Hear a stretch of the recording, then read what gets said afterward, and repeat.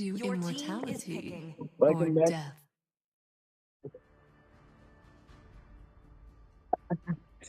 Wait, your mic isn't good. Testing. Okay, there we go. Hello, everybody. Welcome to day 9 of the MSA group stages. I am going to be quite late in the draft here. I apologize, but we are going to have 69 Divine versus Genesis Xenon today. Join with me. You're known as Unite, right? At some point, right? What? Aren't you Unite? Or is it? I'm talking about a different person. No, it's Hades. Hades, right. I keep confusing you and Unite all the time. But how are you doing, Hades? What do you think about this draft that we've pretty much finished now already? We can win the race against time. Everything seems top notch. The Diggy ban, the Yuzong ban was particularly a good choice, and we can see the Tiger in the 69 squad. The Tiger pick is very good, but there are 2 tanks. So Belleric will be in the EXP, I guess. While the Genesis squad has the Mino. Yeah, that's true. There's going to be a lot of tanking happening in this game here for sure. You know, you got quite a lot of set potential coming in from both teams. I don't know if this amount of set potential is necessary, but hey, it is what it is. I'm liking the Martyrs quite a lot here. I think it's going to do okay into a lot of tanky sort of stuff. So keen to see it. Yeah. And it's surprising to see a sprint on Xavier, to be honest. I mean, there's a lot of CC over there, so a Purify should have been a better choice. So I'm moving you to the cast. Oh, okay. Awesome. Thank you. Today joining us just for 2 games here. We're gonna have Con, who I think I'm gonna try and let you do the play-by-plays again. So I was very impressed with your performance last time. But I know we're going straight into this, Con. But what do you think about these drafts? Let me have a look first. All right. Yeah, I mean, both sides' drafts are actually pretty fine.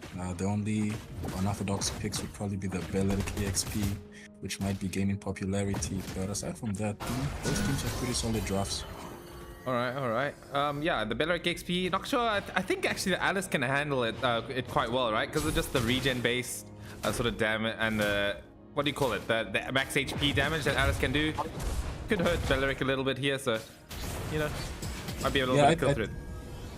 No, definitely, it's going to be a battle for sustain in that top lane. But Alice will definitely have the advantage over the Belleric. So the Belleric will just have to play it slow. Oh, and first blood coming in for the Vexana. Yeah, I mean, Xavier. I don't know how that happened, to be honest. The Xavier has the availability to just be like far away, but I guess he died to the Vexana early game damage that we're seeing coming out here. Yeah, I mean, I'm expecting to see a very aggressive early game coming in with this Martyrs draft, and we're seeing exactly that. Tegul with a nice push catching out the Minotaur. Martyrs jumps back in, but Martyrs will get taken out by the Clint. That'll be a 2-for-1 trade. I mean, right now it's pretty even, but they have their jungler who just died, so... Man, ask real quick, what's the red team's name? The red team is Genesis Xenon, the blue team is 69 Divine. 699. Yeah, that's gonna be bad for Genesis Xenon, having their jungler die. Well, oh my goodness, I just realized now that that's a Moscow jungle. Oh, what? I also just realized that. No, that's not a Moscow jungle. Oh, it is a Moscow jungle. Oh my god, it is. Yeah. Oh, wow. What the hell? I just noticed that as well. So, okay. Oh wow, this is gonna be interesting. Yeah, I mean, you'd expect the Martyrs to now have the advantage. Yeah, I do. Elder comes in, beautiful taunt, but Martyrs still manages to take the turtle, but it's gonna die here. He's caught up alone. Martyrs manages to get the turtle and escape with a little bit of HP, so he's gonna be good. Moscow's just gonna continue farming. Good trade. They got a kill and a turtle for Genesis Divine. 1. Not bad. I mean, Short. Xenon, Genesis Xenon. Yeah, sorry, I just had my text-to-speech on for some reason. Yeah, I mean, that was a pretty I mean, non-contested turtle fight coming in from 69 there. I mean, I don't think Moskov can contest much at all, if I'm being honest, against a hero like Martis. As we are seeing the fight coming up here already, Minome Fury comes out. Wow, and the Bruno will fall. The ult didn't help too much there. Clint will take that kill. Clint is now on a killing spree, so he's sitting comfortably. Wow, Moskov's probably gonna have to play this slow and just keep farming for the most part. I feel like Martis, to really take the advantage, they should be more aggressive, but they're coming in now for a gank. 69 Divine, who doesn't see it. Oh, Vexana coming in with a beautiful ult. Tigreal ult. Oh, and they're gonna take everyone out. Tigreal almost escapes, but he falls down again to the Valentino. He gets a double kill. I think this bot tower will be taken now.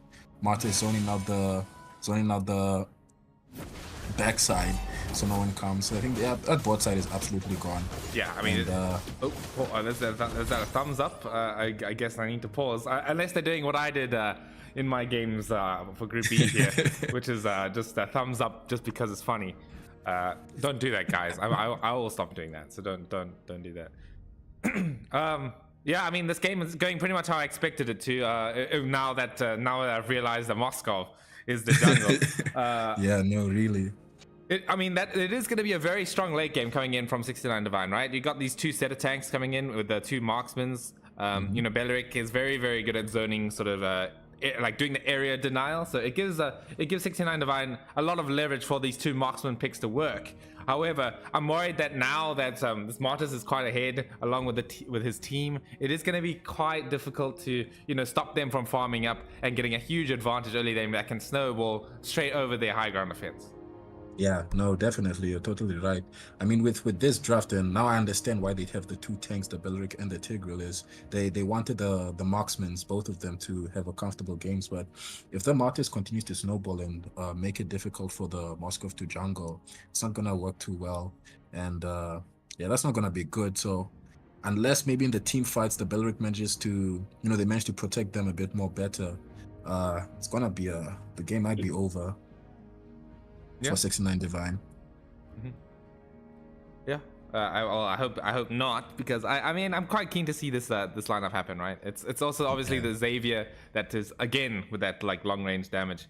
So you know, I'm keen. Oh, and the Xavier is using the impure range. Oh, I thought he'd be using the temporal range, since I'm starting to see that that's like the best emblem for Xavier right now. Oh yeah, dude. I was thinking about that actually when I saw the temporal range. Like, it's pretty cracked on Xavier. Yeah.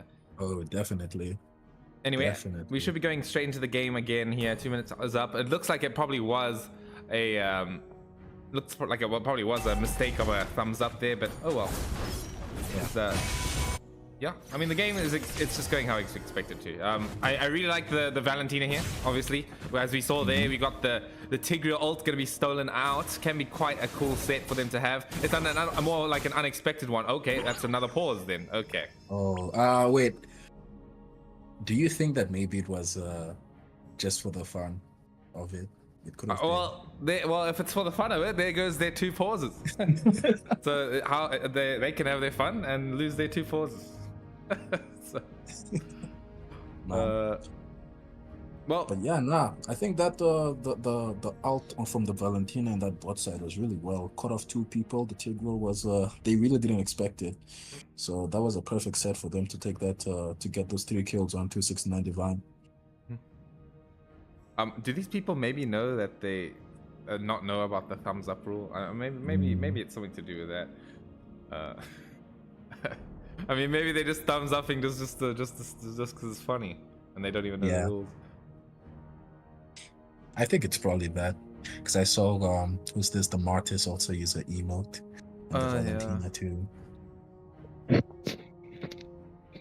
Listen, okay, Gerard is blaming me in the staff chat. I'm sorry, okay? I'm sorry for abusing the thumbs up, okay? I'm sorry. I'm going to remove that emote from my wheel next time, I promise.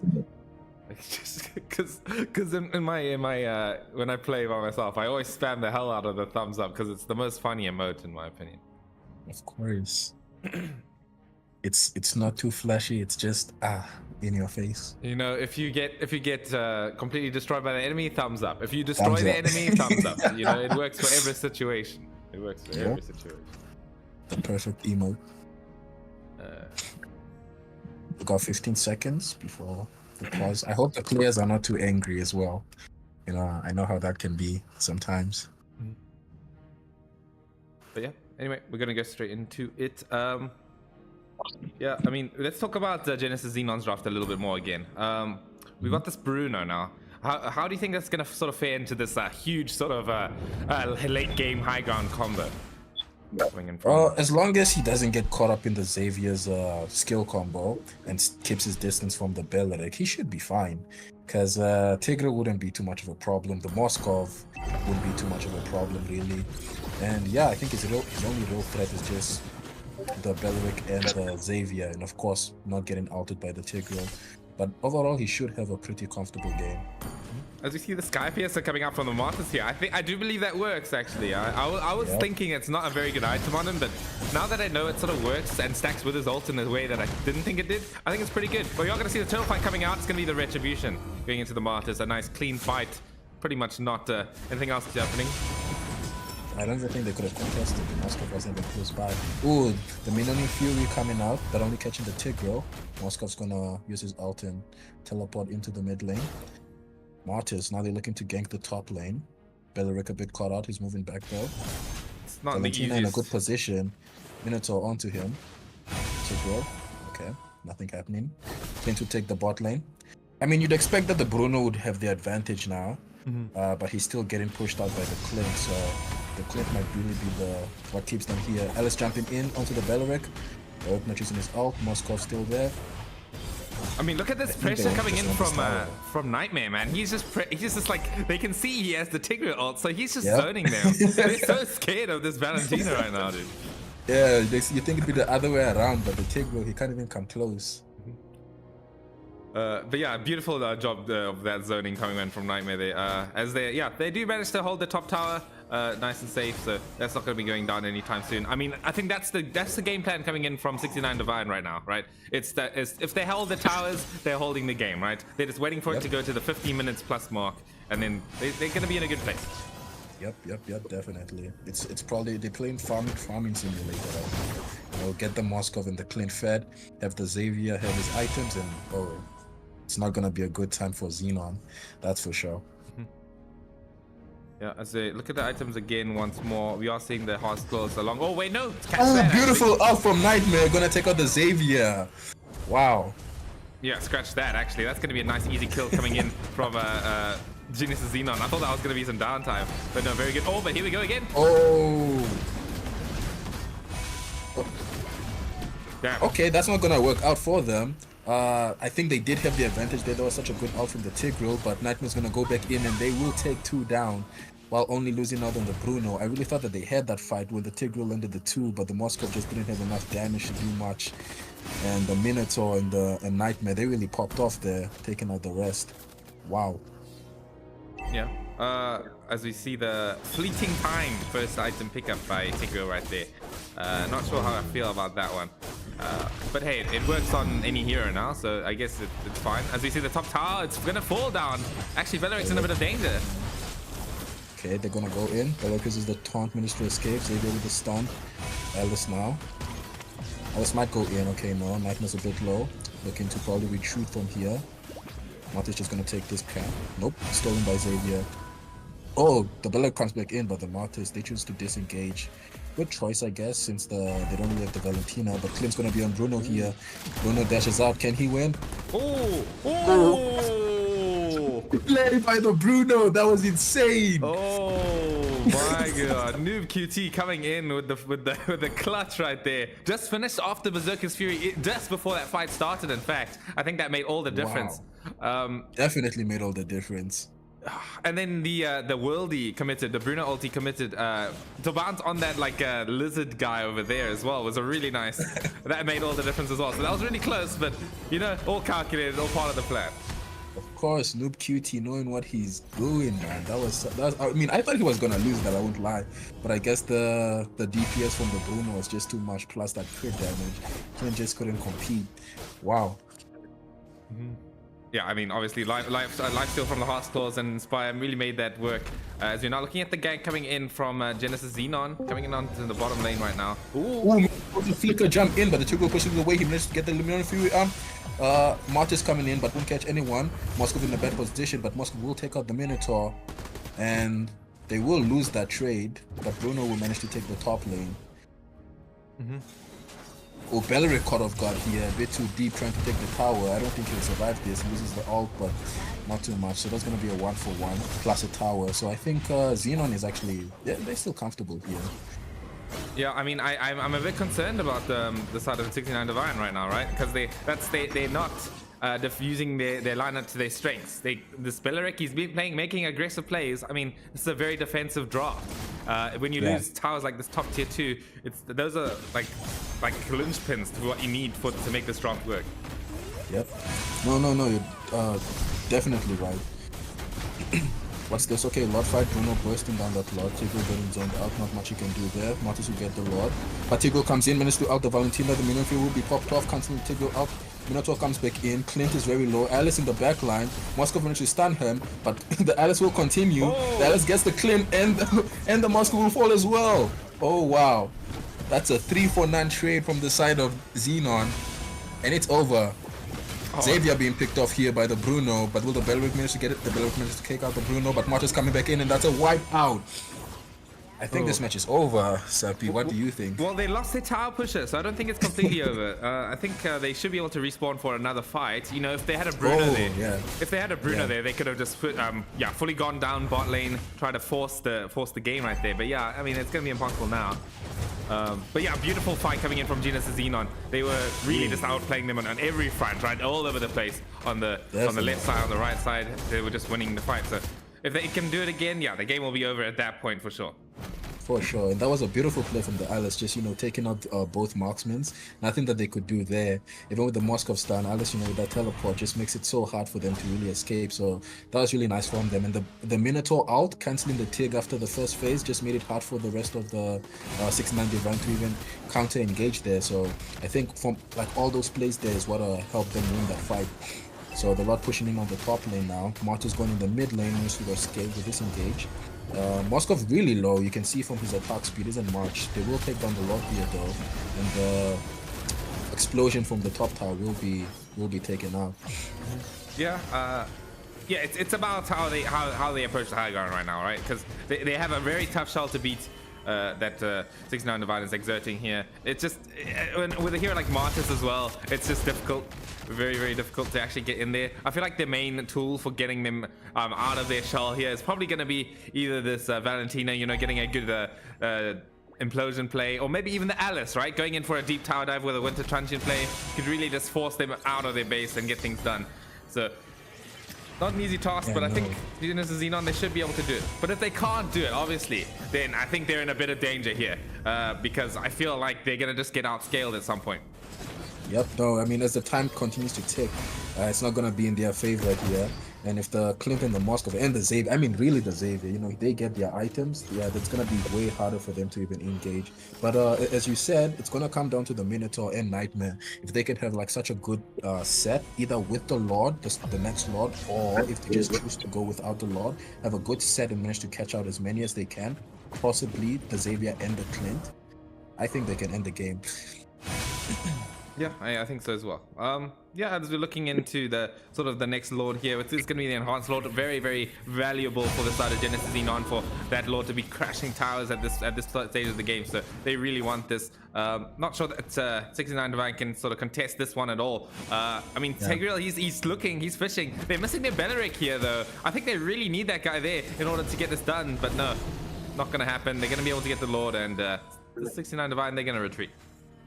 Yeah, no, the Beleric is not really doing his job too well, I must say, because he's supposed to sort of, you know, be in the front with the Tigreal at least, but now he's more focused on pushing, and that's just making it hard for them to actually win the team fights, you know, because as we said earlier, that the comp is technically relying on the Tigreal and the Beleric, you know, sort of protecting these squishy heroes, carries off them. So if just having the Tigreal who's getting zoned out by Nightmare, who's doing a great job, it's not looking too good. It's really setting them back. So This might be the final push here. Ooh, you see a big item pickup as well. The Malefic Roar from the Bruno. That's going to be able to cut through this Belleric, you know, because he does have a lot of physical defense.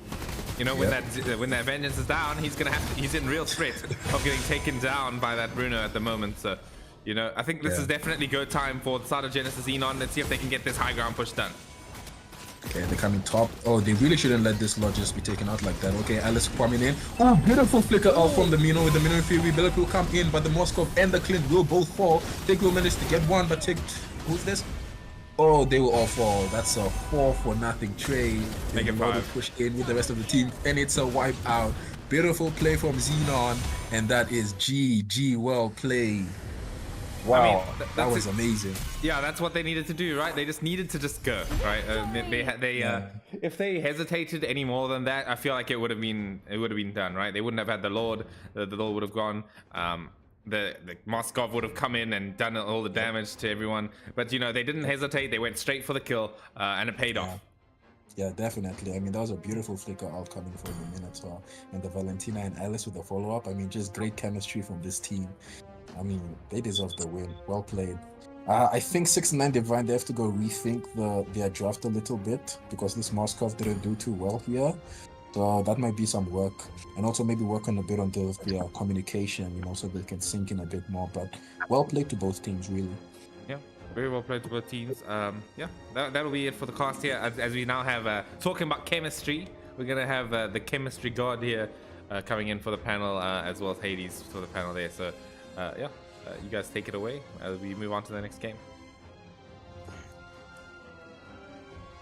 Well, thank you for the task. What's up? So,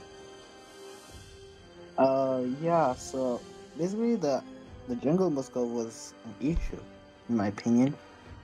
And not only that, the Xavier didn't pick a really good emblem set, nor did his spell fit in this situation because there was a lot of sissy. Like, I mean, a Purify would have been better. Oh, was this a Moskov jungle? I'm sorry, I just got in now. Yeah. Is this a Moskov jungle? I'm seeing. Oh, okay. Yeah, that seems to be a bit crazy. Moskov jungle with a Belleric XP. All right. I think 69 Divine kind of had a weird drop. So do you think the Moskov pick was intentional? I mean, the Tiger was doing a great job, but I think they had I don't know, they didn't communicate through, I think, because even the Belleric went from the top lane to the mid lane and tried to push the turret. Like, Belleric isn't used to push a turret, in my opinion.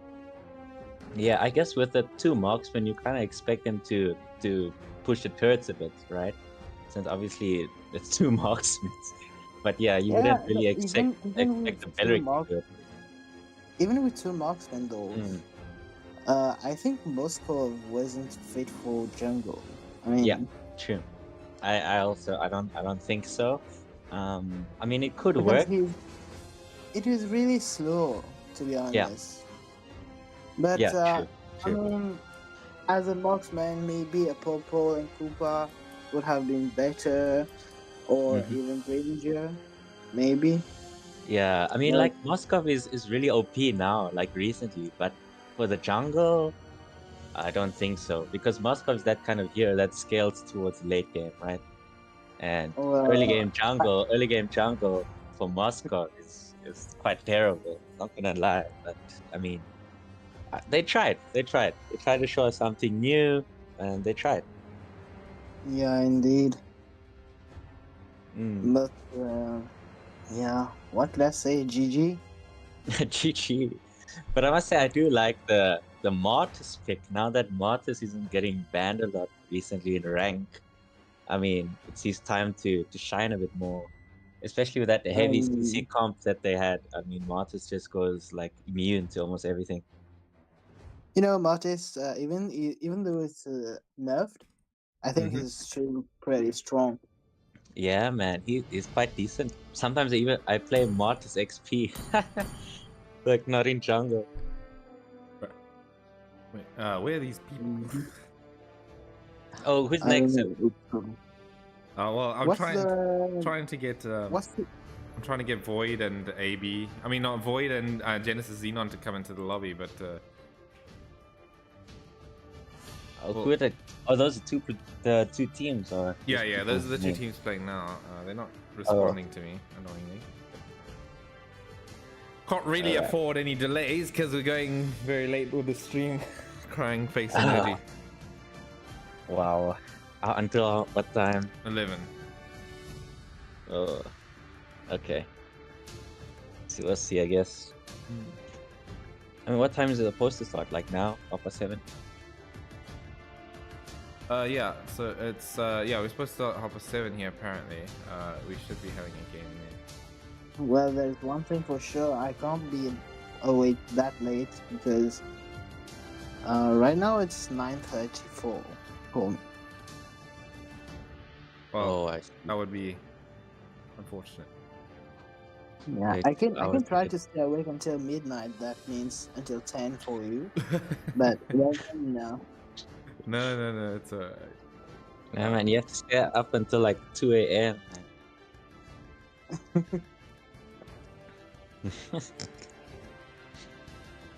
Oh my goodness. Yeah. Sorry, I'm late. No, it's fine. I mean, as I said, I apologize to Con, to Hades, to yourself as well. That you know, it's all sort of out of the nowhere for this to be done. There was a bit of confusion with the with the scheduling. So as Yeah. now we because have we the have Void to leader postpone. telling me that he did not know his game was now. So yeah, that's beautiful. I mean, we should just give him some time because it was just a drastic move, I would say. Mm. I mean, we should just end up those matches quite fast, but it all depends on their availability. Alright.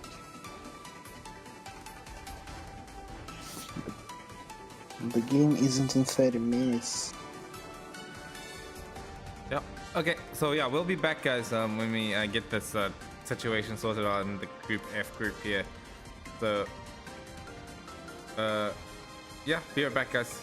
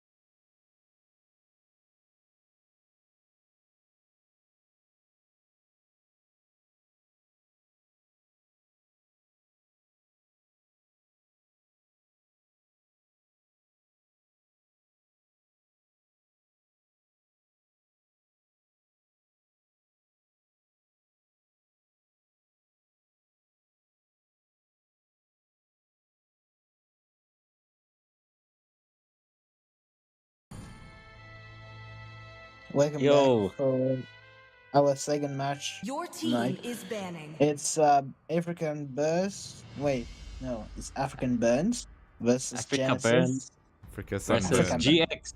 We just call it GX. Horology is my Okay, craft. AB and Diggy is my GX. name. Oh, Yeah, the yeah, Digi AB and ban GX. is It's perfect. my way But or the Your yeah, highway. team is banning. Asia ban from GX ban. All right. Nice. I guess the Digi ban is quite universal. People tend to Yeah, ban him. it is indeed Mm. because okay, the Your Martis team ban is is banned. really nice. 3,000 worlds. All right. And not They a don't want to deal single with worthy foe. CC Minity Chivalry God, is dead, Mr. and I Martis, will Your team revive is it. Okay, and the now Clint let's ban. pretty Let are they there be targeting rock. AB? Your Yeah, team is I'm banning. sure the Clint and the Ixia are targeted bans because I know Average Joe plays a very good Ixia, and I'm guessing Clint might be his secondary marksman.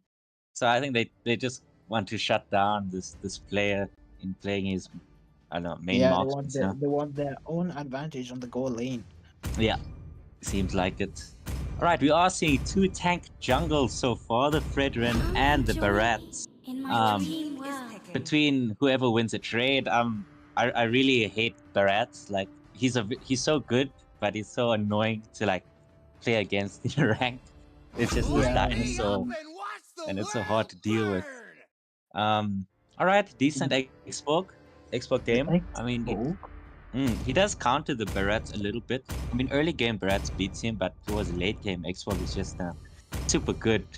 And we are seeing the I will Lunox on the find a side of way, GX, even who, when Your all team is I don't know, can forlorn. melt tanks, right? Just And basically now a we tank have killer. a Vexana. The Vexana is pretty good in this Always on the season, way. Mm. Your team is banning. especially on clearing waves. Yeah, I mean, Vexana can just like provide another person, you know, like a whole another teammate, and just pop off from somewhere. So it basically becomes like a True love 6v5. is like Your blood. team Anyway, is banning. decent Now, Matilda pick, I guess. now that's the Carmela ban. I don't know Carmella what ban. they're aiming for. I mean, Perhaps it's Lizard also guy a over there. targeted ban because this tournament I have been seeing a lot of Carmilla players pop off. So maybe that's why, Your or it's team probably is picking. targeted, right? yeah, it is probably because GX so far has made some pretty good team players. So I guess they did their research on their enemies that they're gonna fight against.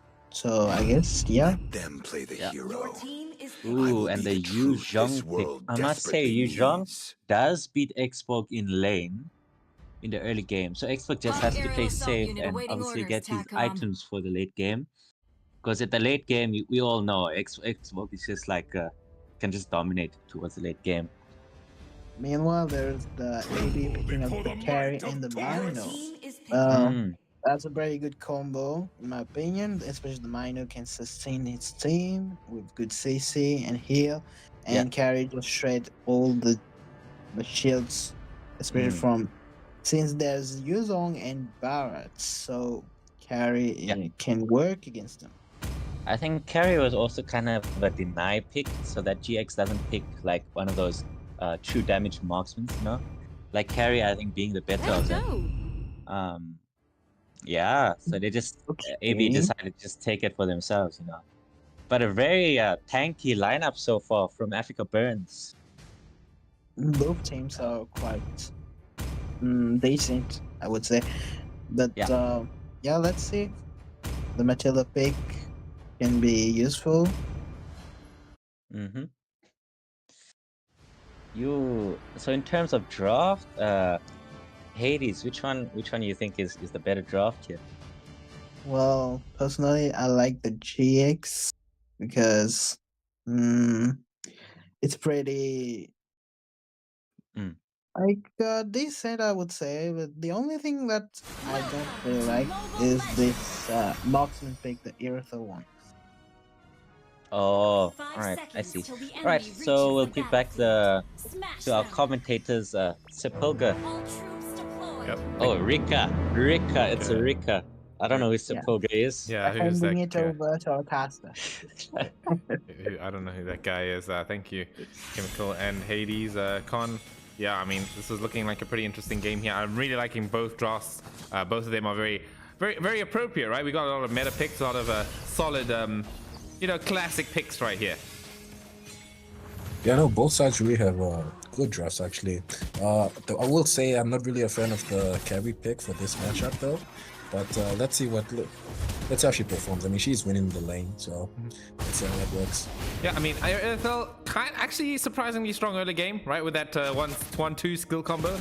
But once that sort of falls out of favor, it takes a while for her to become that late game carry that we all know she can be. So yeah, I mean, it is up to carry to sort of exert the pressure while, it's still available to exert. Yeah, no, I mean, as long as Kerry can close the distance, I think she will win in the trade-off. But bot lane, Xbox using out the flicker. Don't think that's necessary, but okay. Yuzong will take off his Farago armor. Top lane, a bit of a engage. Barats might want to go in, but the Minotaur nicely zoning away. Yeah, interesting choice of shoes by Barats there, going for the rapid boots. They're gonna be able. I think it's okay. It's gonna be. She's gonna be able to go and rotate nice and fast. He needs to make a use out of it though, because every time I do see this Barats pick, they have to be aggressive, otherwise it falls off and it doesn't work anymore. But it still works very well when you do raid, right? It's just so much damage early on, and you just can't kill him. So I want to see some cool stuff like that. Yeah, no. Hopefully this Barats knows to do that, and just make it hard for the Fredrin to actually farm. Be in his jungle a bit more, because they do have that early damage advantage. I will say it might be hard because of the CC from the Vexana and the Minotaur, but the turtle fight might be starting soon. Fredrin will go in, a bit of a stun here onto the Lunox. Lunox will manage to get under the tower, a little pull from the Matilda. Nothing will happen so far. Yeah, both teams. Fredrin will start up the turtle. Yeah, both teams being very patient on the turtle here right now. I mean, they sort of just not they're looking for kills rather than the turtle fight. We are going to see the last insanity come out, but a bit too early though. Yeah. Oh, here's the Black Dragon though. Ooh, I think Xbox might be caught up here. He doesn't have the flicker because he used it too early at the start. Vexana will miss that skill 1. Barats coming in. Oh, this is a good engage. Barats. Oh, okay. Perfect. Vexana manages to land the stun. Fredrin is hurt. Also will be taken out by the Lunox. In the backline, we have the Matilda zoning away both the Vexana and the Minotaur. I think there's a free turtle for the Barats. Yuzong will go back in. Not sure if Vexana really wants to try and steal this turtle. Will she? Okay. Retribution coming in from the Barats will take it. Flicker popped out from the Vexana. Nicely done from the Yuzong. And Mino will be poked a bit by the Lunox. Yeah, very well played coming in from GX there. Beautiful, like a showcase of zoning that they can do with that Matilda and that Yuzong, allowing the Barats to just do whatever he wants around that turtle. I would have liked to see maybe like a little bit more of an aggressive play after that. Maybe going for this red buff here. Not really sure they could have known that it was there. Oh, we are going to see the Chaos Assault coming in from Nightmare. Oh, with the Wheel of Fury. Nightmare is just a beast. Wheel of Fury will land. Nightmare will be taken out here. Matilda with the ult onto the Fredrin will use it to escape. Fredrin going back in for the engage. The Vexana will land her ult onto the Barats, but won't really do anything. Won't really do much there. Maybe just just to disengage there. Wow. But I mean, what do you think about this Nightmare? I mean, Nightmare's insane on these mages, very aggressive. And, yeah, I mean, we saw Nightmare. We saw Nightmare coming in last game, right, with the Valentina. And definitely he's popping off with the Lunox here as well. Very talented player, I must imagine here. Well, I don't need to imagine. We're seeing it right here coming out through. It's a good game for the Lunox. There's a few tanky targets to take out. The Chaos Assault can take out the Faraga armor when necessary. When he's going in with the last insanity. We're going to see it once again coming straight in. It's going to be a dead Vexana. Yeah. With nothing to do actually. I mean, that's a good good synergy from both the Matilda and the Lunox managing to take down the Vexana. And that's gonna leave this carry a bit. Oh, Minotaur being altered by the Barats. He will probably fall here. Yeah, Barats will get the kill. Fredrin managed to use the bonk, but will he escape? Nope. Will be taken out as well by the Lunox. Vexana coming in, but a bit too late after the Fredrin and the Minotaur have both fallen. Carry will recall. I think it's top lane tower is able to be taken down.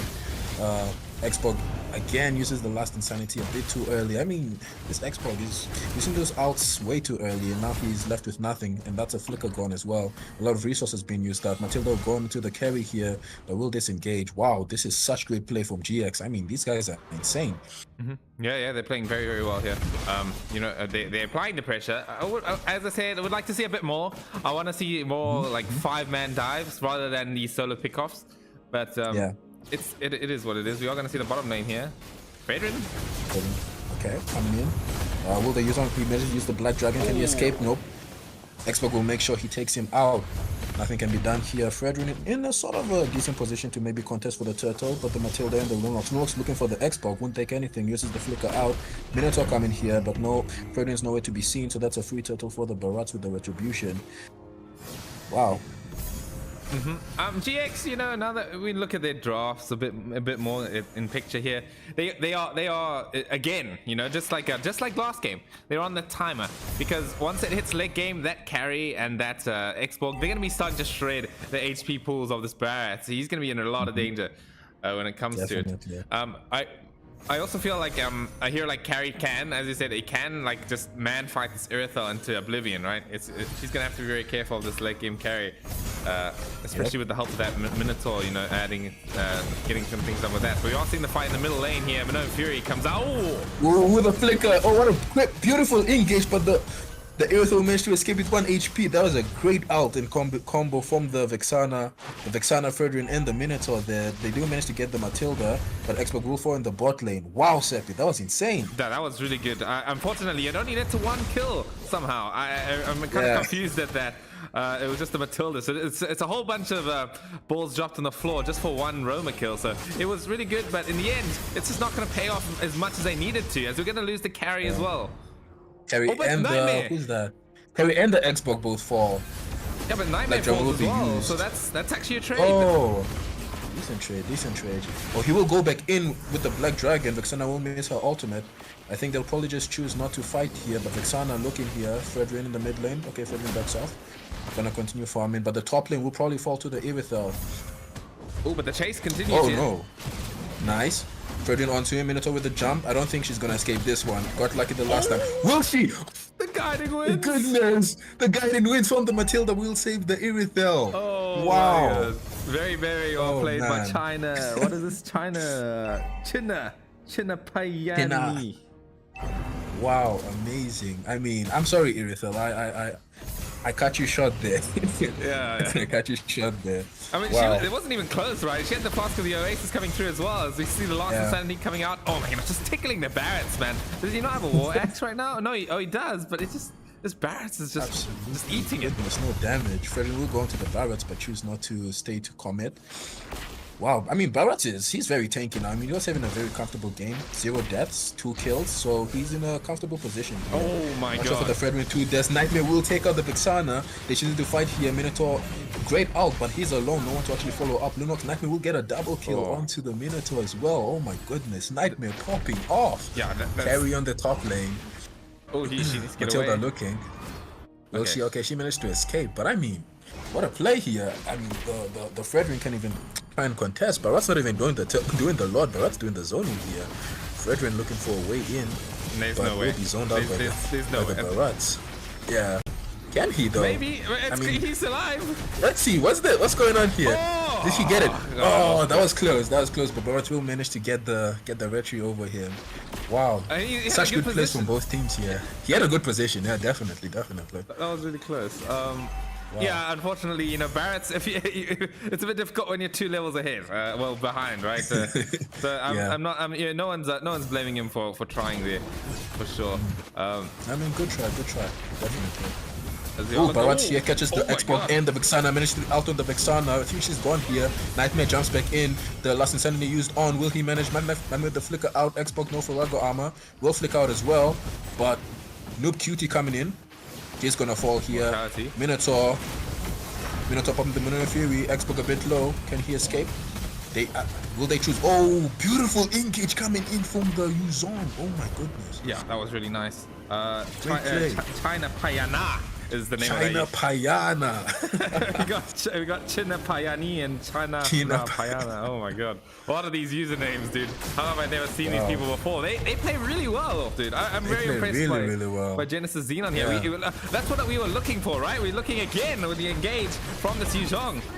Oh my goodness, this Yuzong, he's not letting up, but Okay. he will be taken down by the Fredrin. Fredrin just coming let in up. with the bonk, approaches Wrath, but Nightmare with the killing spree. I mean, Nightmare. This player, wow. I mean, We'll take the triple kill there. he said he's not letting up and then immediately lets up. it's just okay. But, Oh man. Um, Wow. Yeah, but we are seeing Nightmare, as you're talking about. That Sky Piercer that we're seeing is doing so much work. He's getting all those big kills onto those tanky targets with that percent finisher that item can provide. Paired with that percent damage that Lunox has, there's really no escaping this high percent burst damage coming in. You know, this Fredder needs to be very careful. I'm not sure how much magic resist he has. Pretty much none, actually. So None at all. he's gonna really struggle against those Chaos Assaults. Definitely. I mean, Lunox is in such a great position here, able to pretty much take out anyone she sets her eyes on. So it's very bad for the side of Africa Burn here. Not much that they can really do. Great positioning from the Yuzong here. And I mean, now the team is playing, you know, they're moving as a unit here. So it's going to be very hard for them to really even choose to engage if they do decide to commit to a team fight. So, I mean, they have to offer a miracle play here. Maybe a great set coming from the Minotaur and a great Vexana out here. Maybe that can help them get the lead. But so far, the way I see it, it's not looking too good. As I did say about the carry pick here, it's not doing too much, you know, as she's having probably a pretty hard time, but man. But yeah, I mean, that's what I was talking about. Just going back to my other point I was talking about, where, you know, going into MSA, there's a lot of teams we don't know about, you know, we're gonna sort of automatically assume if we don't know them, they're probably not that good because, you know, we don't see them that often. But I knew that we're gonna find a team that is gonna just blow our socks off and that we have never heard of before. And Genesis Xenon, GX, they're showing that they could be them.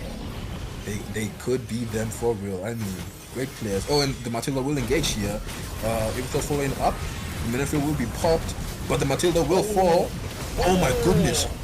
What? That's a 3-for-1 trade coming in. Nightmare will manage to escape though with the Barats, but Africa Burn looking for the chase coming back in. Nightmare will be shut down. And it's over here. Barats left alone. Nothing he can do. There's no here. way he lives. Yeah, there's absolutely no way he lives.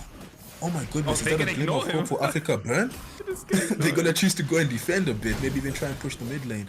But what a beautiful engage. I mean, Seppi, we were talking about like a miracle play coming in from like the Roxana and the Minotaur, and I think we just saw it there. Yeah. You know? I mean, I'm seeing another miracle play right now, dude. This Barats is still alive. this guy. Oh, yeah, there it is. He finally falls. But I mean, he did well, you know, keeping the team busy for that long. Yeah. Wow. I mean, Barat's not dying there actually costed them the middle tower push here, pretty sure. They could have gotten maybe 1 or 2 turrets coming on from the side of Africa Burn. So a bit of a misplay from them. Target prioritization was a bit off. But yeah. But I mean, okay, but let's go back and talk about that miracle play. Yeah, I mean, that was an amazing set coming in from the Minotaur and the Vexana, sort of baiting in GX to go in on them, and you know, walking straight into their ultis. So you know, they need to they're very scared right now. GX, they know they can lose a team fight now, so they need to take it serious from here. I mean, it was really unfortunate from the Matilda. You know, the Matilda went onto the Fredrin, but I think, you know, he saw the Minotaur and I think the Vexana and decided to go, you know, to use the second phase of the ult onto them. And the Irithel, you know, she just followed because I think they thought they could win that fight, but that was their downfall. There's, you know, one Minone Fury followed with the Vexana combo, and it was over from there. Not much they could really do to even come back. And China Payana, he just died out of nowhere. I don't even sure what happened, but he just disappeared. So I mean, great play from Africa Burn here. Fredrin getting zoned out though. Yeah, I think we're definitely looking for that Lord right now, right? We were looking for that Lord that's gonna charge that tower, get this defense broken, because their defense is very, very strong right now. It's literally the same situation as the last game, except no marksman jungle. So, but yeah, I mean, it's gonna be difficult. I feel like there's enough dive. I think. Okay, I'll take that back. I'm a bit concerned about the amount of dive that they have coming in from GX. You know, they've only got this Yu Zhong, right? This Barat, he doesn't want to be diving high ground towers. He's not that kind of hero. He's more of a zoning hero rather than a diving hero. So, you know, it's going to be up to China Payana to do his magic again, get those good sets on, just pretty much by the Yu Zhong himself, as he's probably the only sort of team fight initiation they have. China Payani, you know, he's more of that pick-off here again. You know, it's all about the pick-off here. So I think they want to split the... Oh no, Nightmare getting caught out. Will he mention this game? Nightmare with the fast hands, managing to use the light form and escape from there, but wasting the flicker out. We have Sikon coming in with the Farraga armor and a flicker. Matilda going onto him. Black Dragon form not being able to Payana. cast. Oh no, Minotaur coming out, but manages to land the, get the Black Dragon form out. Minotaur going back in, but I think he will fall here. Oh my goodness, the damage from the carry is actually showing now, and the Vexana as well. The nature. Oh my goodness. Oh, it's looking really rough right now. We gotta see. Oh, Vexana flickering in. Nightmare will take a Vexana. Oh no. I just watched it. Average Joe coming back in, but he's a bit caught out. Nope. They will manage to win this. Shield coming in, that flask of Oasis. Oh my goodness, Matilda surviving, but the Xbox will still manage to take him out. I think he came back in. That was not probably the best idea there. Fredrin chasing this Barat. Xbox will lose the immortality there, but Barat is left alone and he will fall. Might, or will he be able to make an outplay? Oh my goodness, Barat's coming in. Can he escape? Nightmare? No, Fredrin will manage to take him out. Oh, carry getting 1-for-1 trade.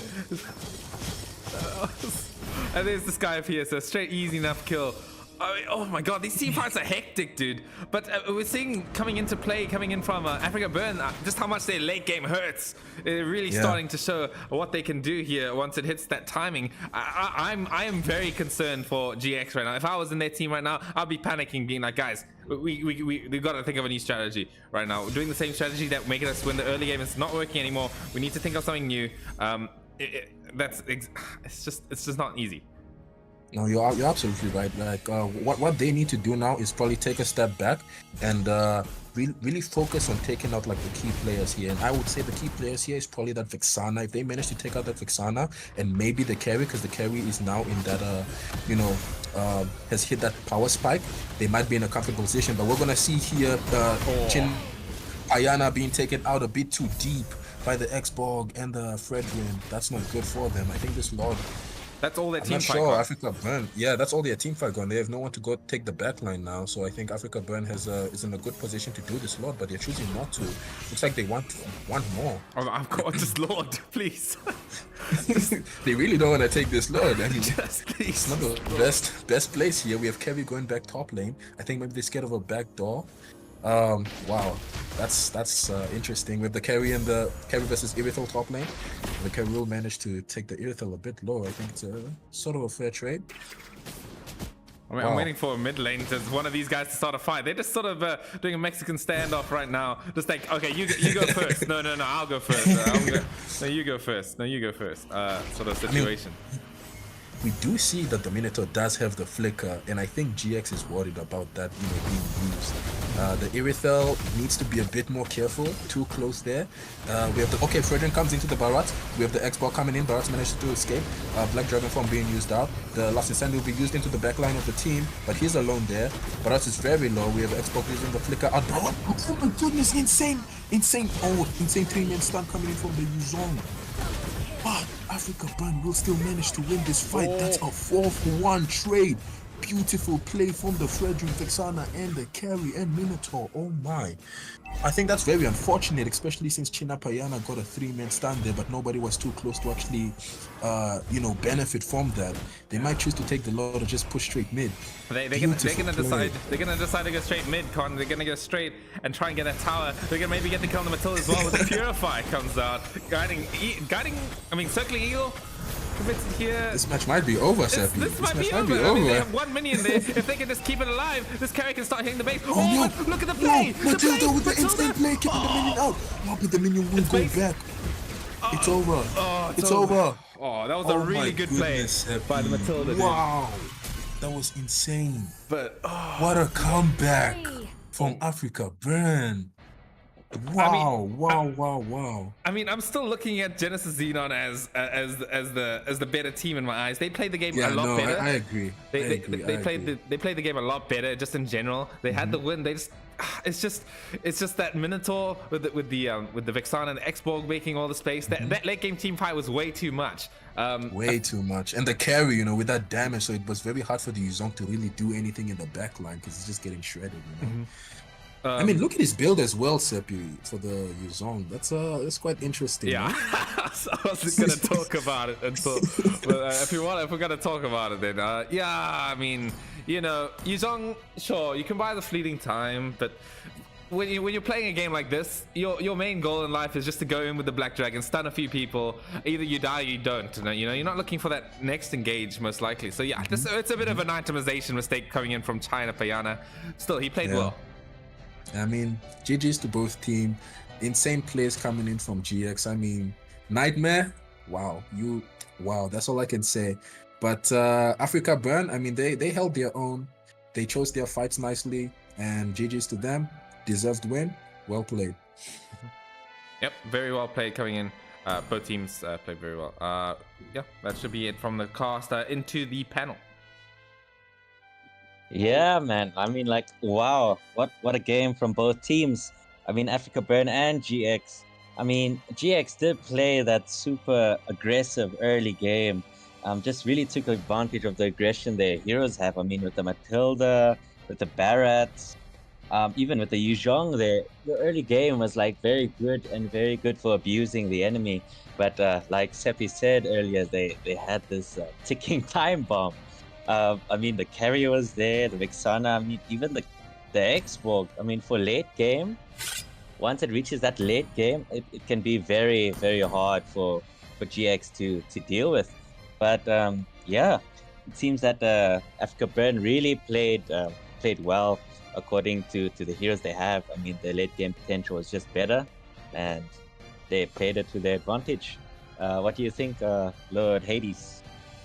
Well, pretty much I think the Barats was playing pretty good, but unfortunately the carry and Vexana outplayed the Barat. Because the Barat tried to buy some time to defend and, well, he did his best. GG for both teams, but unfortunately the carry at the late game stage, I think they didn't get a really good position to actually take off the carry, like wipe her out. Right? Because the Yuzong, when he was entering, you could just see the Yuzong's HP was melting like in just a fraction of a second. Yeah. And I think it's just that itemization from Yuzhong. If you're gonna play the Yuzhong and your team really doesn't have much of an engage and you're playing someone like Yuzhong, you really want to build a little bit tankier, in my opinion, rather than going for that Hunter Strike, Fleeting Time, and I believe War Axe. I mean, War Axe can give a bit of tankiness, and that is like Yuzhong's core item now. But yeah, I think that he should have gotten a little bit tankier. Maybe it could help him survive a little bit more, just to help with those initiations, you know. I mean, the carry and the backline was just melting him, and his job was to take care of the backline. So yeah, I mean, what else can you do when carry reaches that late game stage? It's just super hard to deal with. We saw like a brilliant triple kill from it. Well, if they did like target her like 5v1, maybe that would have done something, but well, it wasn't that possible because they were kind of tanky because of the Mino. I mean, it was quite hard to deal with. I mean, also Vexana was there with all the CCs, right? As well as her ultimate to help protect the carry, I guess. And you could see those tanky lineups with the Mino and the Fridrin also there to help assist in protecting the carry for the late game. But yeah, Well, it was just like as if the Vexana was protecting the carry was protecting the Mino, and the Mino was protecting the Vexana. It was like a loophole, you know. Yeah, like a threesome with us. Anyway, anyway, yeah, Yeah, man. that's what was happening, I suppose.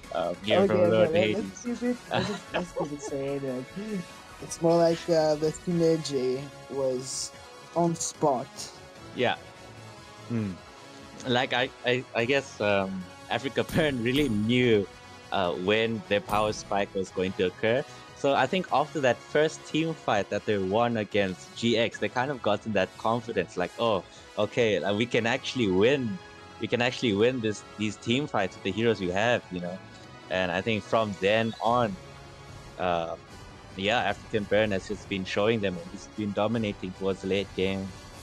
At this point, I'm just wondering that about the first ban that happened, the ban the Asia and the Clint. I'm just wondering how Mm. it would be a menace for them to have Yeah, that Asia or that Clint in the enemy team. yeah. I I mean, mean, the ABs.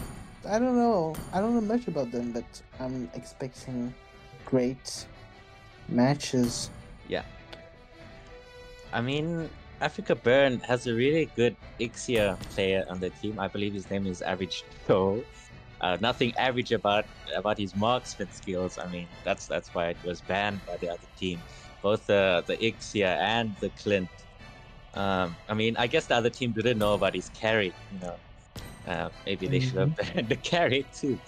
But yeah, but you must know, like in these custom draft picks, we only limited to like what, 3 bans each team. Yeah, free bans. I mean, Yeah, it would have been better if they implemented that 5 ban system. I think it would yeah. have changed everything. Actually, hey, I mean, I guess once ML gets bigger in South Africa, Moontown will kind of notice, you know, like, okay, these people need those five bans, you know.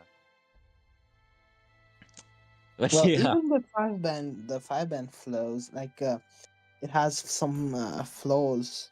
I yeah, mean, if it is in the rank system, but in the tournament system, it's just each player is banned one by mm, one, and everyone sees it. So it's not like in the rank yeah, system as of now, because the thing is that you can potentially, potentially, wait, how to say that? Potentially, yeah, potentially, okay. okay, Yeah, potentially, they can ban at least 5, like the minimum yeah, requirement, 5 heroes, which mm, is weird because, if all the bans are the same, that is yeah. that would be So wild. it looks like the next game is going to be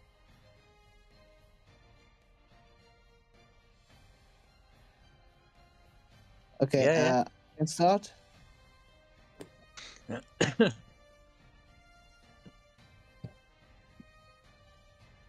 All right. Looks like it's GX versus Void. Is Your Void the team is squad's name? banning. Void Yes, Hello Walkers. guys. What up, Shady? How are you, man? I'm good. That's cool. welcome That's back, cool. Shady. Miss you. Virology is my Oh, course. Digiban. Diggy is my name. Yeah. Oh, what do you think about these Diggy bans? He's being banned out for the last 2 games already. He's just I been Um, being mean, I banned for me, out. mean, I, I I don't think think it's worth GX it. doesn't want their CC to be neutralized. But like the Digi though, it's all got changed. So it's the duration Yeah. of the is less now. Yeah, I think it's So I like a don't think it's worth secondless. It used to banning. be 3 seconds, now it's 2 seconds. Yeah. Like I played Diggy earlier and I really noticed it though. Like the extra second like really Your makes a team difference. is banning. But you know what I heard? You know what I heard? If Yeah. you're going mage Digi, like a full damage Digi, you go Sky Pierce Always and then on you the just camp way. a bush and you can one tap Your anyone team is with picking. all the Oh bombs. my god. Shady, giving me too much ideas Your here. team Oh, is actually Okay, banning. want what's to go up try with it. this Ranger pick as first Oh, pick? first pick Grandeur? I don't First know pick about that. Granger. I think And Yeah. that was the really confidence. fast as big. Okay, And he he's going goal switches to lane. gold lane. Oh, is it a roam Granger? What am I looking? He was I watching too mean, much of Con stream, bruh. Oh, was caught doing Granger roam. What the heck? No, but it Big does pickup, look okay? like it's a Granger gold lane here. Yeah, it's just I see like a roam tag on the Granger, so it looked like a Granger roam to me. no, no. Oh, the Louis pick though. I don't know. Hmm. Louis, the damage is still there, but the alt CD Yeah, is quite long now. it's like 60 seconds, right? 60 Yeah, 60 seconds. seconds. It can be like brought down with With the CDI. cooldown reduction items, yeah. But it's not the same, you know. It's not the same as think it used to be. Yeah, I tried Louis after this recent update. I think Mm. the late game the alt is like still 20 seconds I think it is. It's still quite slow. I think your mic is broken, Shady. What do you mean? Maybe it's just covering it a bit, bro. Oh yeah. It's my way or the highway. But yeah, I mean the Louis. I mean it doesn't feel the same, right? You're so used to like being able to teleport very quickly, but I guess now it's Okay, been neutralized a bit. are we gonna see a Fanny? Well, we're all mean- hoping that Cole is watching this. Okay, we are seeing the Akai. I mean, it is a good counter for the Tigreal. Oh, and it is an Akai jungle. All right, I think that's a decent pick actually from Void. I think Well, with so the far, what do you think about their picks? Like, I think for the red side they could have went to the Fanny because of the Terizla. They had a tanky XP plus they have Gato as a Oh, roam. I see. So Fanny would be able. They're going for very tanky lineup. It's like tank meta, man. And Sky Piercer just came out, so you thought it would die down a bit. You're looking at Okay, three a tanks. Valia. I mean, You're Valia is looking at a the good Valia? roam Kyrie for the jungle. Akai I guess so. But and the who's Terizla. Like, jungling? there's so much of dive on the side of Void. The Valia is just like a sure way to disengage Yeah. from the fight. It does look like it's gonna become a carry jungle. I mean, it could work towards late, but early game jungle might be a bit slow there. So she probably needs a bit of assistance. Yeah, Well, true. both team has their chance because they have the Paquito as well. Because I'm seeing an entirely different draft here from GX. I mean, last game they played like a very early game kind of draft. This game is like, I know it feels like but well balanced, I suppose. I mean, with the carry for late game, and the Paquito also scales nicely at late game. But draft wise, I don't know. I'm going with Void because I'm not comfortable with the carry jungle. Yeah. I'm going with the GX for this one. All right. Just because of the carry, like they have so many tanky members on Void. Yeah. Like the carry is just easy pickoffs.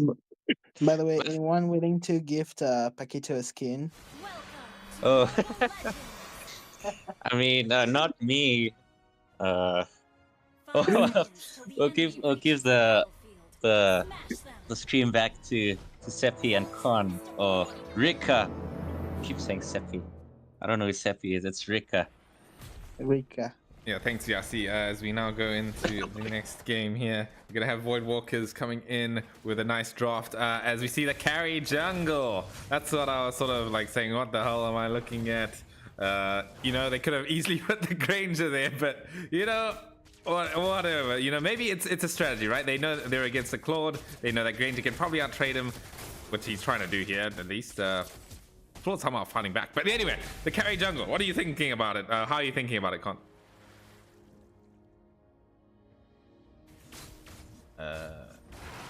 Okay, very nice. Thanks, Con over there. Yeah, I mean, looking at the drafts here, I'm not sure about it. If I'm being entirely honest, I'm not sure about how this is gonna work. I feel like it doesn't have the best clear.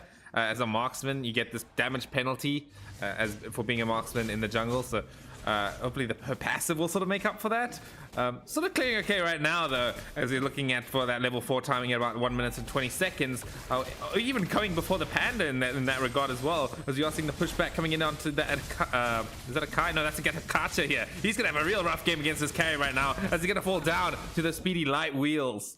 A nice and easy kill right there. Yeah, I mean, GX, they're going to be doing a nice early game for their very late game draft that they have. So that's always a plus when it comes to these situations. As you'll see the turtle coming down into the bottom lane.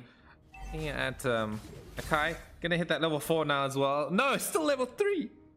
Bro, where are your camps, bro? How is he still level 3?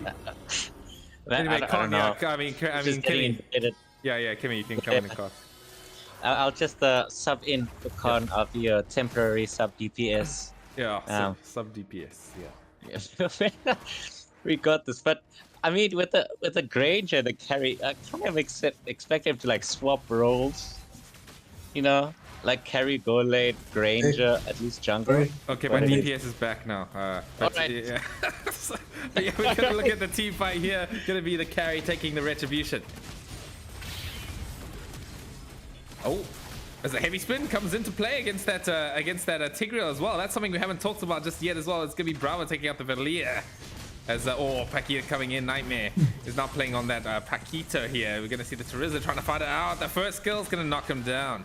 The carry wants to go in. Oh, the Avatar Guardian. It might be enough. Double kill coming in from Q to here. Oh my god, that was an insane. He actually manages to escape.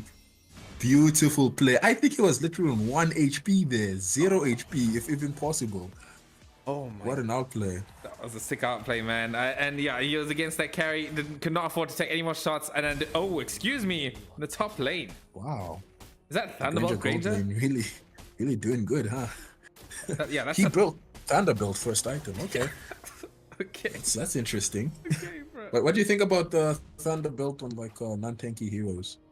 I mean, I think it's good on maybe like a aggressive assassin, well, like a man fighting assassin or a fighter, but on a like I don't know, that penalty seems to be a bit too much. I'll show you the penalty now.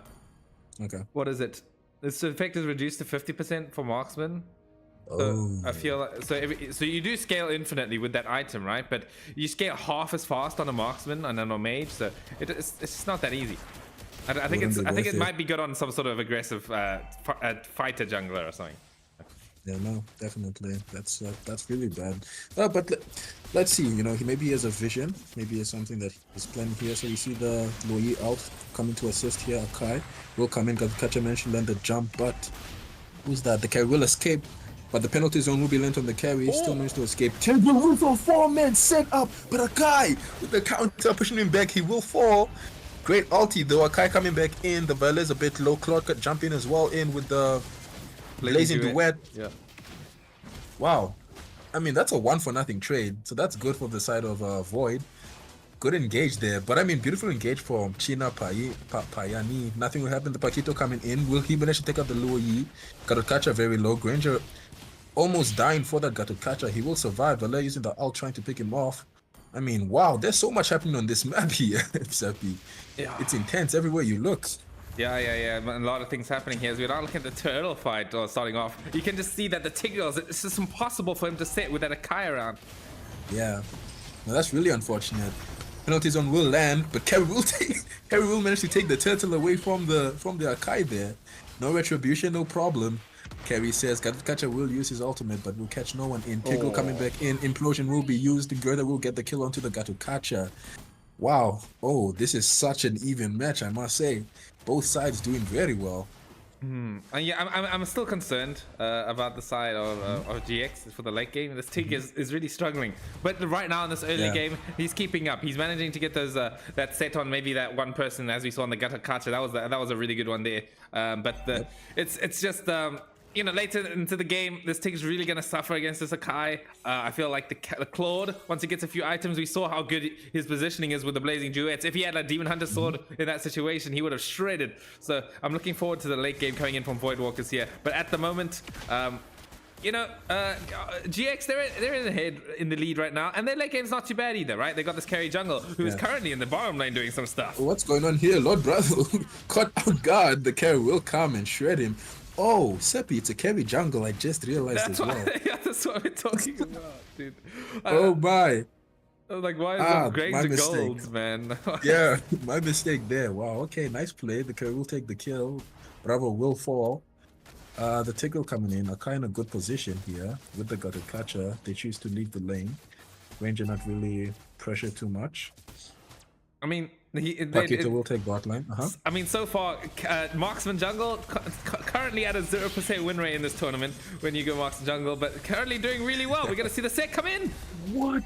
Great play for the Tiggle coming in, landing a two-man out with that implosion. But like you said, Seppi, that Akai is making the Tiggle's life horrible here. Placing the word coming in, but the Vela managing to escape. He will second skill back out. Wow, but the Tig will fall, so that's a 1-for-0 trade. Paquito, Granger coming back in, takes out the Claude, but he's now in danger here from the Terizla. Paquito coming back in, takes out the Luo Yi. Wow. We're doing some more fighting again. Just constant fighting. Lots of action. Carry coming back in for this Gato Kacha. Great kiting from the carry, but he will manage to escape. Good protection coming from the Akai and the Terizla here. Penalty zone lands onto the Valet and the Granger, but the Valet will manage to push him back out. Granger managing to escape with just 1 HP. A lot of damage coming from the Valet and stuns, but I think he'll survive here. Great, nice. I mean, you're the Granger player. Tell me about what you think about this Thunderbolt on the Granger here. It's not something I would build myself, to be honest. You know, I don't really see that much value in it. I think it would be much more useful to just go a bit more damage and just position a bit better. I think that would be more value for the Granger. But I think he's a bit worried about getting picked off, really. And again, the main threat here really could be the Gatot and the Luo damage, to be honest. But I can't say I like it. Okay, I'll just have a quick look here at the defenses. Yeah, I mean, he has quite a lot of defenses. I mean, he's stacking it up. He's just as tanky as the Gatot is, to be honest, at the moment. Wow. Obviously not when he's low. When the Gatot's low, he's going to have more defenses. But let's compare it to something like the Akai there. He's got less defense than the Akai, for sure. But he's still not far. So, you know, if this game goes very late and this Granger keeps getting the Thunderbolt stacks, even if he's doing it at half the speed of any other thing, you know, it's gonna come into play, I feel like. Eventually to stack up. But Seppi, I don't think you saw. Did you see that from the Granger build? Look at his other items. Oh, what the? It's a full full tank Granger. I didn't see that. Oh my goodness. Now it makes sense. Gold lane now Granger, it makes nonetheless, sense. as well. Wow. Avatar Guardian. Wow. Coming straight through. Harry will fall a bit too deep here with nobody to help back him up. Granger coming in, Gato taking all that damage in one shot. Oh my goodness, Dollar really being taken down low. He will pop the ultimate. The stuns are coming in. Granger not really doing that much damage. But he's frontlining. Now finally understand why. Akai come back in with a 3-man implosion, but Akai will come and push him away and they will disengage come. But all of them are very low. Granger coming back in, trying to get the Gato catcher, but he will manage to escape. Not much damage coming in from the Granger. That's really unfortunate. Akai taken down low. He will pop the dash and escape. Paquito coming in, manages to take out the Claude. Bogazine will not survive. Granger is still fighting. The Granger and the Valet still fighting. Penalty zone lands onto the Valet. Valet will be taken out by the Terizla. Granger taken out very low, but the Tig will come and manage to save him. Wow. Paquito coming to finish him off. He said no 1 HP escapes on his watch. No. Paquito will take down the Terizla. Wow. GX pushing in. Do you know what I would like to see? Maybe a Sky Piercer coming in from one of the... Oh, there it is. The Sky Piercer will come out from the carry here. There's too many situations where there's people living on 1 HP, man.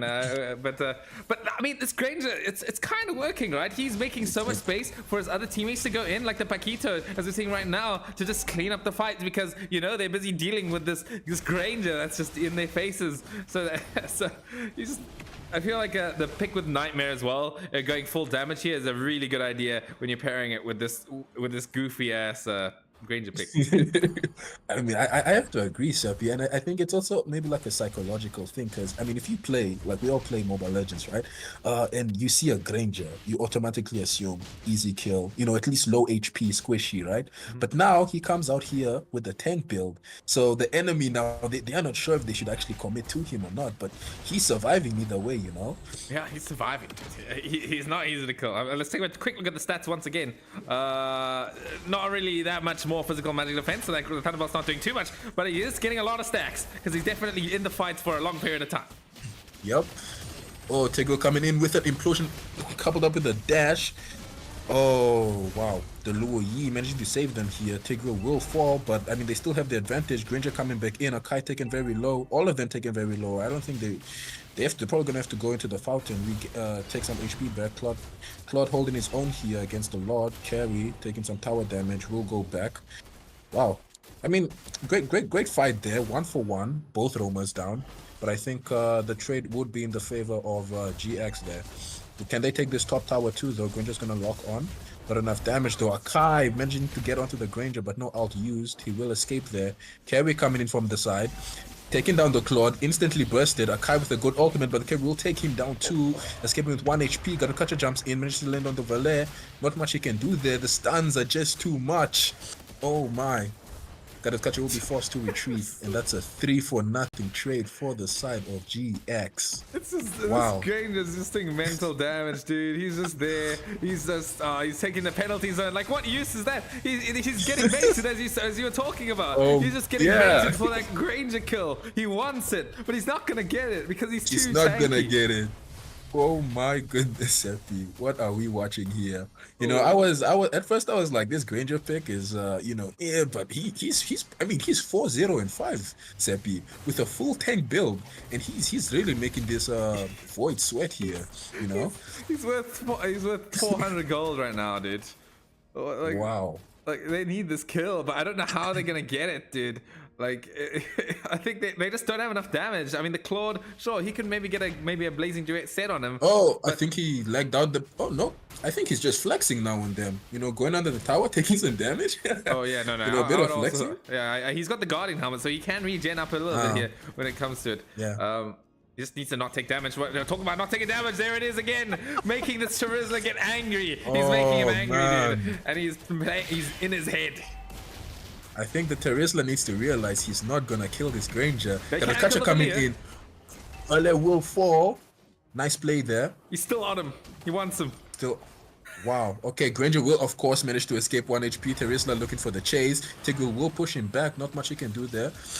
Carry will start up on the Lord. Akai looks like he's gonna be making his way there. The Claude here, I mean, they do have the advantages.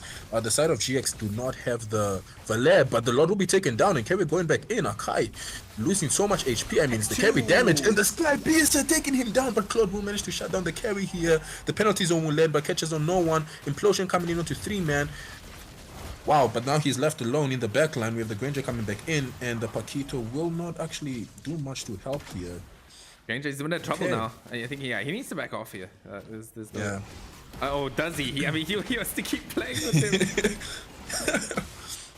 I mean, like you said, Sephi, he does have the Guardian helmet, so his HP, he's not worried about recalling or anything. He can just come back in and annoy them. The jump will come in, but land onto no one. The Valets have been in danger here. Oh wow, beautiful play from Nightmare taking down the Luo Yi. But now can the Terizla finally exact his revenge? No, the Granger manages to escape with 1 HP. He's trying so hard, dude. That's the 3rd penalty zone in a row. That was just so long to a Granger, dude. And he still doesn't get it. He was trying, man. Oh man, look, Terizla, man. Terizla is not having the best time, especially against this Granger. I'm sure at this point he's probably just thinking, please, just once. Just die, please, you know. But I was just watching this Wazen. He's been quite passive on this Akai here. Like, there's a few times where I could have seen that he could have maybe used the heavy spin onto the carry, but was just being a bit too patient and ended up just getting blown up by the Sky Pierce instead. So I really want to be seeing some more aggressive plays coming in from this Akai, and you know, maybe this Terizla, maybe not going on the tank. The tank Granger would be a good idea as well. But as we've been seeing in the last fights, it is not easy for what's this guy's name again? Chinnapayani. to go in here for sure, because not only is there an Akai there, but we saw that when he landed that implosion onto 3 people, 2 purifiers came out. So he needs to position maybe, you know, wait for them to use the spells on that Granger, as we've been seeing before he goes in. Yeah, no, I think Granger's perfect for the bait here, and if the tick can just be a bit more patient with the implosion, at least, you know, force that heavy spin out from the Akai, then I think they'll be in a much more, like, they definitely will have the advantage there. Oh, Tiggle coming in with the conceal play, manages to take out the Terizla, managed to escape. Oh, but now the Akai will take him down. What's this coming out? Kerry will fall and the Paquito will fall as well, but the Granger and the Valet doing so much damage, taking this team up with the stuns. We have Claude in the backline with the Blazing Duet onto the Tigreal. Double kill coming for the Granger, taking out the Gatukacha and the Terizla. The Akai here, I don't think he's gonna survive here. That's a triple kill for the Granger. Lou, he in danger here. We have a triple kill for the tank Granger. There's no way it's a Savage. Oh my goodness, Maniac! There's no way it's a Maniac Savage. coming for the Granger. Claude, I think Claude might win this here though. Okay, Claude with the shutdown. But oh my goodness, Seppi, what are we watching here? There's no way he gets a Savage on tank Granger. Yeah, no, that is what you call a God's rule right there. That's not allowed to happen. Wow. Well, Bogazin really said not today, but great play coming from both sides here. Oh, I mean, he'll just use the Blazing Duet. Wow, look at that damage coming from the Claude. They really have to be careful here because Claude might instantly just take them all out. I mean, the carry needs to be a bit more cautious because she was taken out very fast in that last team fight. Terizla doing his job pretty well. That was a good engage, but the Akai just made it hard again for the Tigreal. Like this Akai is the Tigreal's bane of existence. You know, it's making everything that the Tigreal does pointless. You know, this may be a great set, but it won't work. Yeah, but now we're looking into the Lord fight here. I believe that both teams have a really good shot at doing this right now. We have the Claude might be able to come in with that Blazing Duet here. Could change the team fight a little bit. But you are seeing the fight start now. Yeah. Okay, wow. Okay, Implosion coming in. Akai using the heavy spin, wasting the Implosion coming out. Carries a bit taken low. Great counter from the tick to come back in. Granger with the ultimate. Akai jumps back in. Gatukacha will retreat a bit while Claude focuses on the Lord. I mean, that's some good decision making, but I mean, they choose it. GX choosing to go back into the fight. I think they do have the advantage here as the Akai doesn't have the ultimate anymore. Wow, Paquito come back in. They will all fall. Then that's a 3-for-0 trade. Tigreal taken down very low. They'll choose to do the Lord here while the Claude will recall. And I think this mid lane might fall as well. Yeah, I mean, they're going for it. I mean, that was another good fight coming in from GX. They kind of needed that to move, like, at least advance their advantage here. But you are seeing the penalties on onto one person that's onto the Valia. Is it going to be enough, though? He's going to have to pay for that as well. Oh, man. He will get the kill onto the Terizla and he will fall. Wow. I mean, GX, they're feeling themselves here, you know. That's 4 and only the Claude to defend. I think this match we can say it's a GG here. Unless the Claude can do something. Wow. 2 kills. Okay. Hey, you got 2, but unfortunately, that wasn't enough to save them, and it will be a GG. Well played to the side of GX. That was Granger's death at the end there, his first death. Oh gosh. Almost getting that perfect gameplay here with the 0-8 and 9. I mean the 8-0 and 9, but no, he does have that one death on his name. Going full tank, no boots. That Thunderbolt, it kind of paid off. Not gonna lie. If you're that aggressive and that ahead, then I guess it can work. Can't say it's anything near meta though. Not gonna lie. But yeah, a cool draft that they had coming in from GX. It worked out. Unfortunately for Void, they had some really good opportunities to come into that game and do some cool things. I just think that, I'm sorry. I'm gonna put it quite bluntly, and I'm just gonna say, this Akai let them down. Really, I needed to see more aggressive heavy spin plays. I needed to see some Lord dances where at the last second you use the heavy spin to zone the carry, but I just didn't see any of that. And Bravo, Lord Bravo as well. Just you can look at the items, dude. You look at this Granger, look at his HP bar, and see that he's not killable. he really wasted like all those ults just trying to focus on the Granger, and it just proved like to do nothing. And so unfortunate because I think maybe he didn't see the build and was just wondering why this Granger cannot die, and just kept on going back on him. So it's really bad. He did get the MVP. I think he did play pretty well, taking all that damage for his team. But in the end, it just didn't work out. But yeah, that's gonna be it for now. I think we'll see you guys in the next game. Handing it over to the panel for now. Yeah, I believe that's the end of GX for tonight as well. We'll see them again tomorrow night. So it was really cool seeing these guys play. And yeah, to the panel. GG, well played, GX, and I mean, great performance from especially Nightmare and Noob Cutie. Guys did very well tonight. I mean, like, wow. I don't know what I was watching. I mean, that's some crazy stuff. We saw a Granger tank. A Granger tank. I mean, I guess the Thunderbelt kind of helped there as well with the brute force rest plate for that little bit of damage. But yeah, like honestly, I really did not expect GX to win. I'm putting it blunt there. That's what they wouldn't do in this game. But yeah, we could see here that Void really had that tanky lineup with the Akai, Gatukacha, as well as the Tigreal. I guess GX draft kind of works really smoothly against tanks. I mean, with the carry and the Valier. And I guess, I mean, I would say Granger, but Granger decided, like, let me just become a tank myself. You know, so I don't... I guess it worked out at the end for them. But yeah, very, very interesting game. And I was proven wrong. It turns out GX managed to win this game. What do you think about it, Hades? Well, I think Granger did hide his game before the game actually started. To be honest, with the first pick, Granger, I think the enemy team thought it was probably a jungling Granger. Yeah. But also, I just noticed it earlier. He did take killing spree, right? But let's say that the Void team didn't actually analyze the emblem. You would notice that Granger has put tenacity on his emblem. So it makes him a little bit more tankier. Yeah. So I presume that he hid his game well, and that kind of played in their favor, in GX's favor. Yeah, I mean, that Granger pick, I think it's kind of like a flex pick, right? So the enemy team wouldn't really know. Like they're probably thinking it's like a Granger jungle. I mean, if you pick Granger first, automatically in rank, I'll think it's a Granger jungle. You know, I wouldn't really expect it to do gold lane.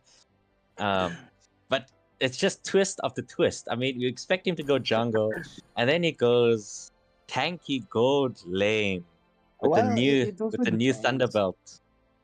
It also depends because, as you might not know, I'm Granger main, so I often play him like in different lanes. So I do go with gold lane Granger, but not on tank builds.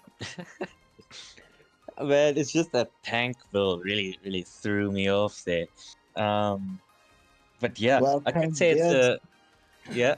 Tank builds are like the old meta, but they're still using it, and they have proven it tonight that it still works.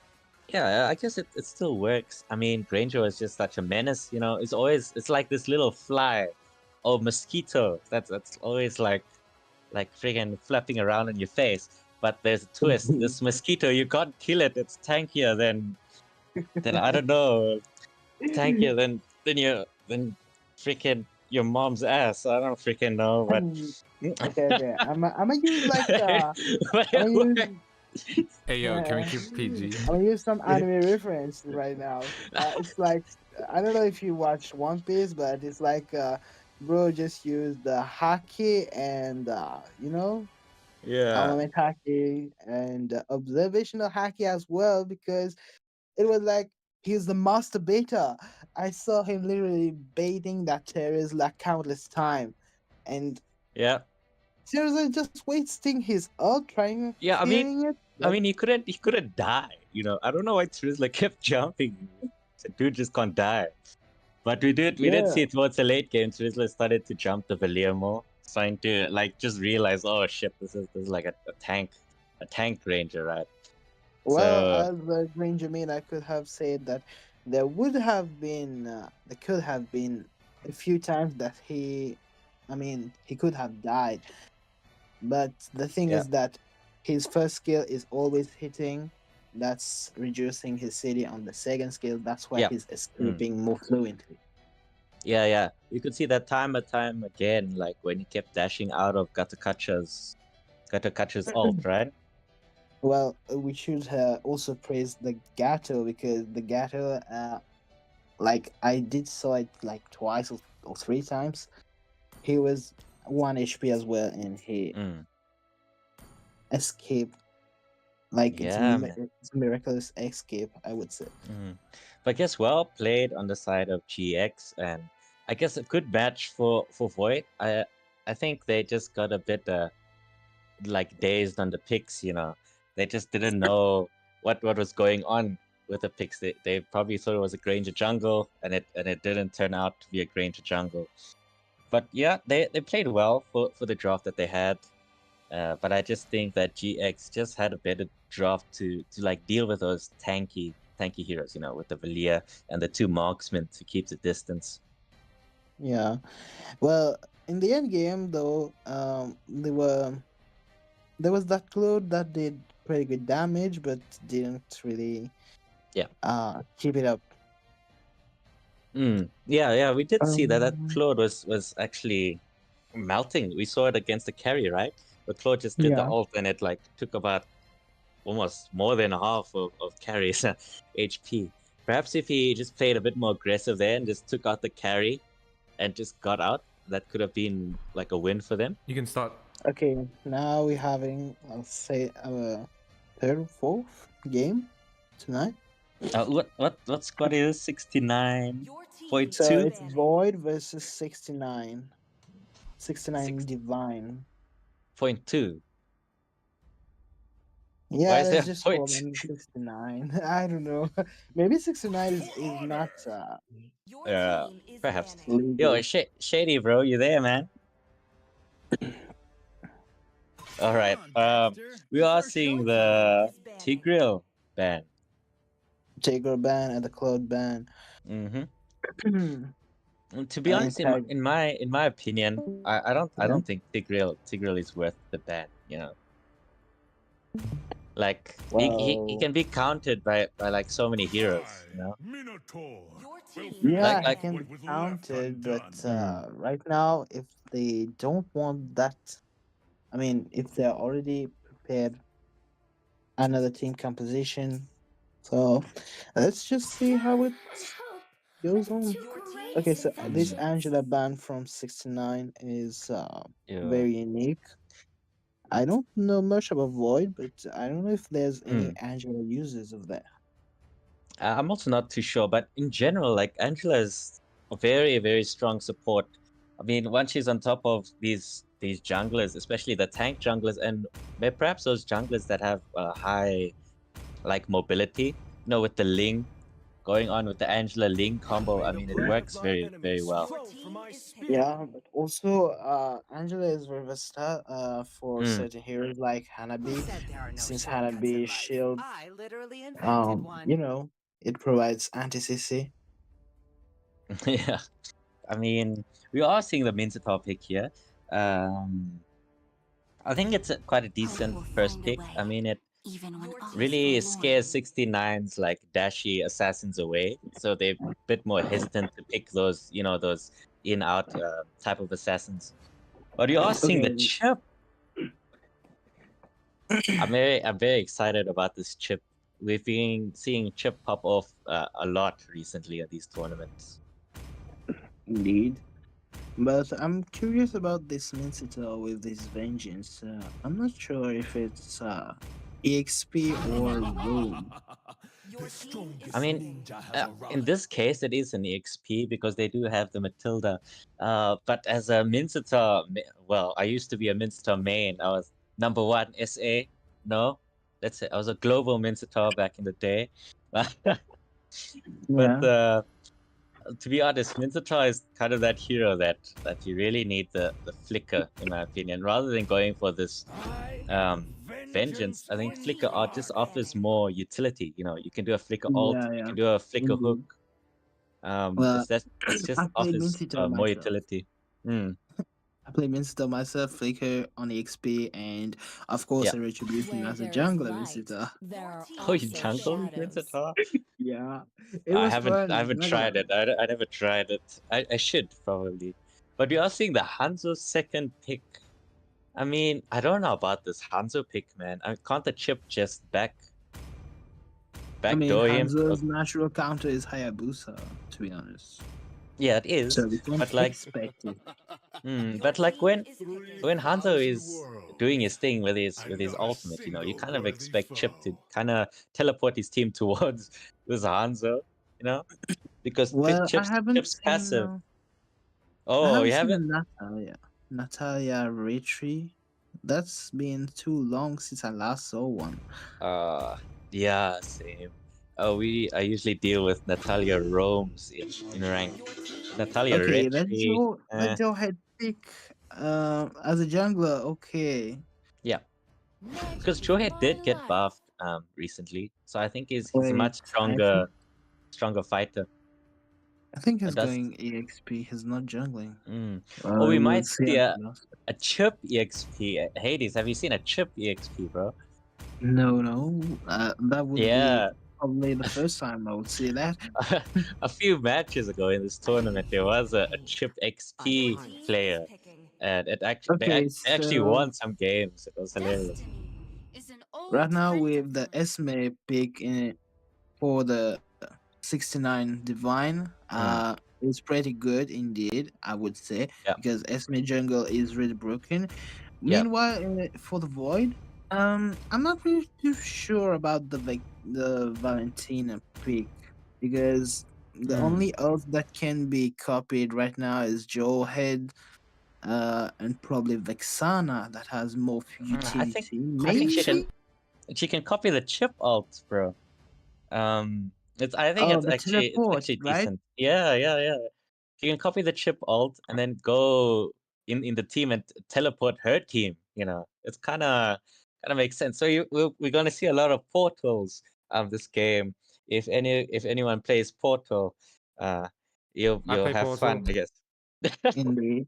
And we are having a Harith in the gold lane Yeah. versus I mean, Harris Moscow. board lane is just pesky, man.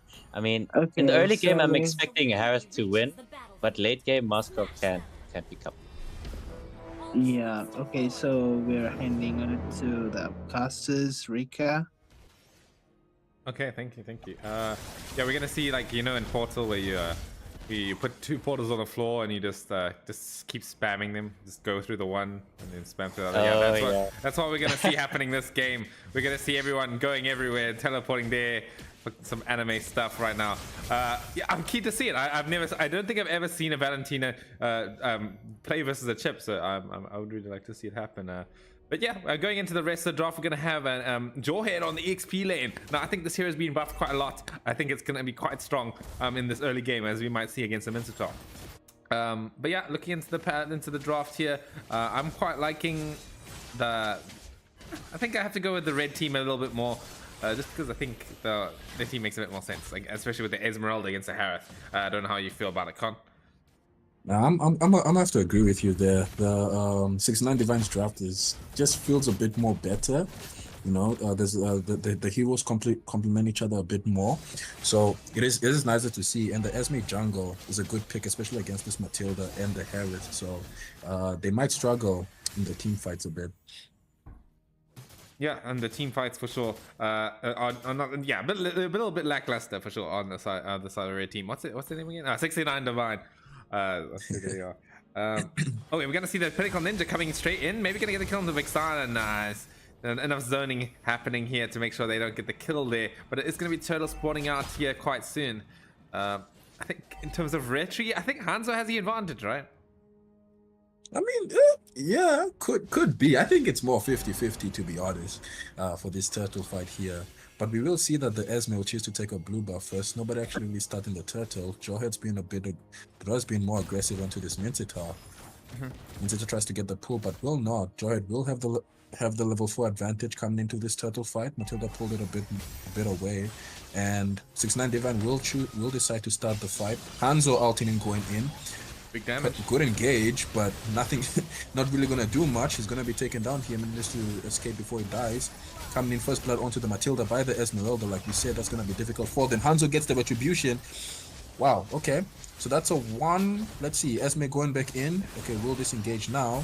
Or will he? Nope, Jawhead locks onto the Minotaur. The ult coming in from the Vexana lands nicely. The chip will fall, and the Jawhead escapes with 1 HP. Wow, great engage. Vexana with the ult now. Vexana will fall, and the chip as well. They all dead here. Esme still trying to stay alive. Can she? Nope. Oh. Esme, what an outplay, taking out the Valentina there. Matilda will disengage. I mean, great play coming from the Esme. Mm-hmm. Oh yeah, very, very great play. That 3-man Vexana ulti there was actually coming in from Raiden, I believe. So it was a nice stolen Vexana Eternal Guardian to maybe help them sort of deal with that engagement. But yeah, in the end, it was the Esmeralda coming in clutch, especially against the Harith, right? It's just a very sorry to interrupt. But I think Harith is having some issues right now, but they're not coming up because he's playing as if it's AFK or doing network issues, I think. Okay, well, but do we need a pause? I mean, there's a fight happening right now. So, I mean, I find it hard to pause in a situation like this because he's playing. Go ahead, I'll take. He's moving. But I mean, that aside, we did just see the 3 people from the side of Void taken out. The Matilda, the jungler, and the Vexana all dead, and the Harith is forced to recall here. It's not the best start for Void, and 6ix9ine Divine in a very comfortable position here. Let's give this guy 2 minutes. Just pause it and focus on this. I'll check it out on WhatsApp. Yeah. You can go sort of on WhatsApp so far. Yeah, I mean, this Esmeralda is doing exactly what Esmeraldas do best. Sort of going in, getting all those kills, being nice and tanky, making sure that those Harith shields and those what's the other hero? Matilda shields, most importantly, right? Shields. The Matilda shields are not being too impactful. That's what Esmeralda is sort of good at doing. So I'm happy to see that come out. Yeah, we haven't seen any shortcuts yet. I don't. Maybe Chip's not level 4, just about right now. So I feel like that's the way that 6ix9ine Divine come into this game with their lack of team fight. Is that all they do is they don't team fight. They take 5 versus 1 trades with the shortcut coming in from the chips and making plays around the map like that instead of going head on. Yeah, and I mean that's just what makes Chip such a powerful hero here, is that every engage that the chip, as long as the chip has his ultimate, it's not a 1v1 engage. It's most likely gonna be a 5v5, and the power from that alone it helps 6ix9ine Divine so well to make sure that their ganks are at least gonna be successful here. And like you said, that Esme, I mean she's doing her job very well, as we can see. The Esmeralda, not much can do. That shield's not gonna really save the team or kill the team in this case here, as long as the Esme's there. So wow. Yeah, sure. But yeah, let's talk about late game a little bit here. I feel like it's a pretty obvious choice, right? It's the it's not that obvious, right? If we're talking strictly marksmans, it's gonna be the Moskov, I think. The Moskov is going to be able to do quite a lot against this team, but in the late game, he does still have to deal with this Minotaur, right? If the Moskov becomes a problem, this Minotaur can just go in immediately with that King's Call and just shut him down completely. And as well as the Hanzo, the Harith, these guys aren't bad late game heroes whatsoever. Yeah, I mean, it might be a bit difficult for the Hanzo. I think the Harith is good now. Hopefully, he's alright. He's pulling a Tegan. Yeah, but I mean, I think it might be a bit difficult for the Hanzo, as everyone will have their burst. Oh no, I think he's AFK again. This is unfortunate. Do they need another pause?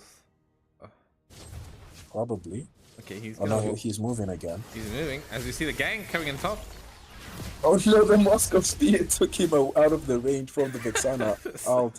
there. A bit of a miscommunication there. Didn't sync up too well. But I think Hanzo might try to take this turtle here, but Fluffy Nipple is gonna zone him out. Fluffy what? Oh yeah, it His is. name is. Okay, I His name just is saw that. Fluffy Nipple. Oh, shortcut. Shortcut being used. Hanzo, No a bit of one- danger here. No one wants They to go will through. choose to disengage. Okay, they have Vesta Moskov here. Moskov will win that fight. I think he's Go not ahead. disconnected. I think he's just like struggling a lot with network. I feel like he might be Yeah, I think it could like playing be. on like 290 ms or something. Yeah, no, definitely. That's really unfortunate here for the Harith. Not much he can do there. Moskov will clear that wave and choose to recall. I mean, Fluffy Nipple's in a good position here, looking at the Mincetar. And the Jawhead's coming in. Will they choose to get engaged? He comes in. The stun comes in with the ult. The King's... What's the Mincetar's ult called? King's Calling. Yeah, the King's Calling will be used, but won't really help him too much there. The guard will manage to get the kill. Hanzo coming with the ultimate, looking for... and we'll just have to close that out. But Sana with a great engage onto the Hanzo there. But he'll manage to escape. And that the Lord, Vexana's Lord will be taken out. And Fluffy Nipple being so aggressive here. I think this tower here might fall. But the Vexana taking very low. Oh, and gets the kill onto the Jawhead. Great work over there. And top lane, it's not looking good for the Harith. Shortcut comes in. Oh, here comes the goons.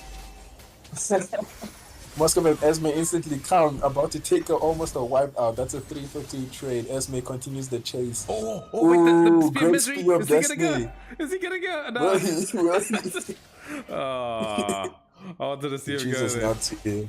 I mean, that would have been insane if he chose to just go right into the inhibitors and just kill the Moskov if you could. I mean, kill the Hanzo if you could.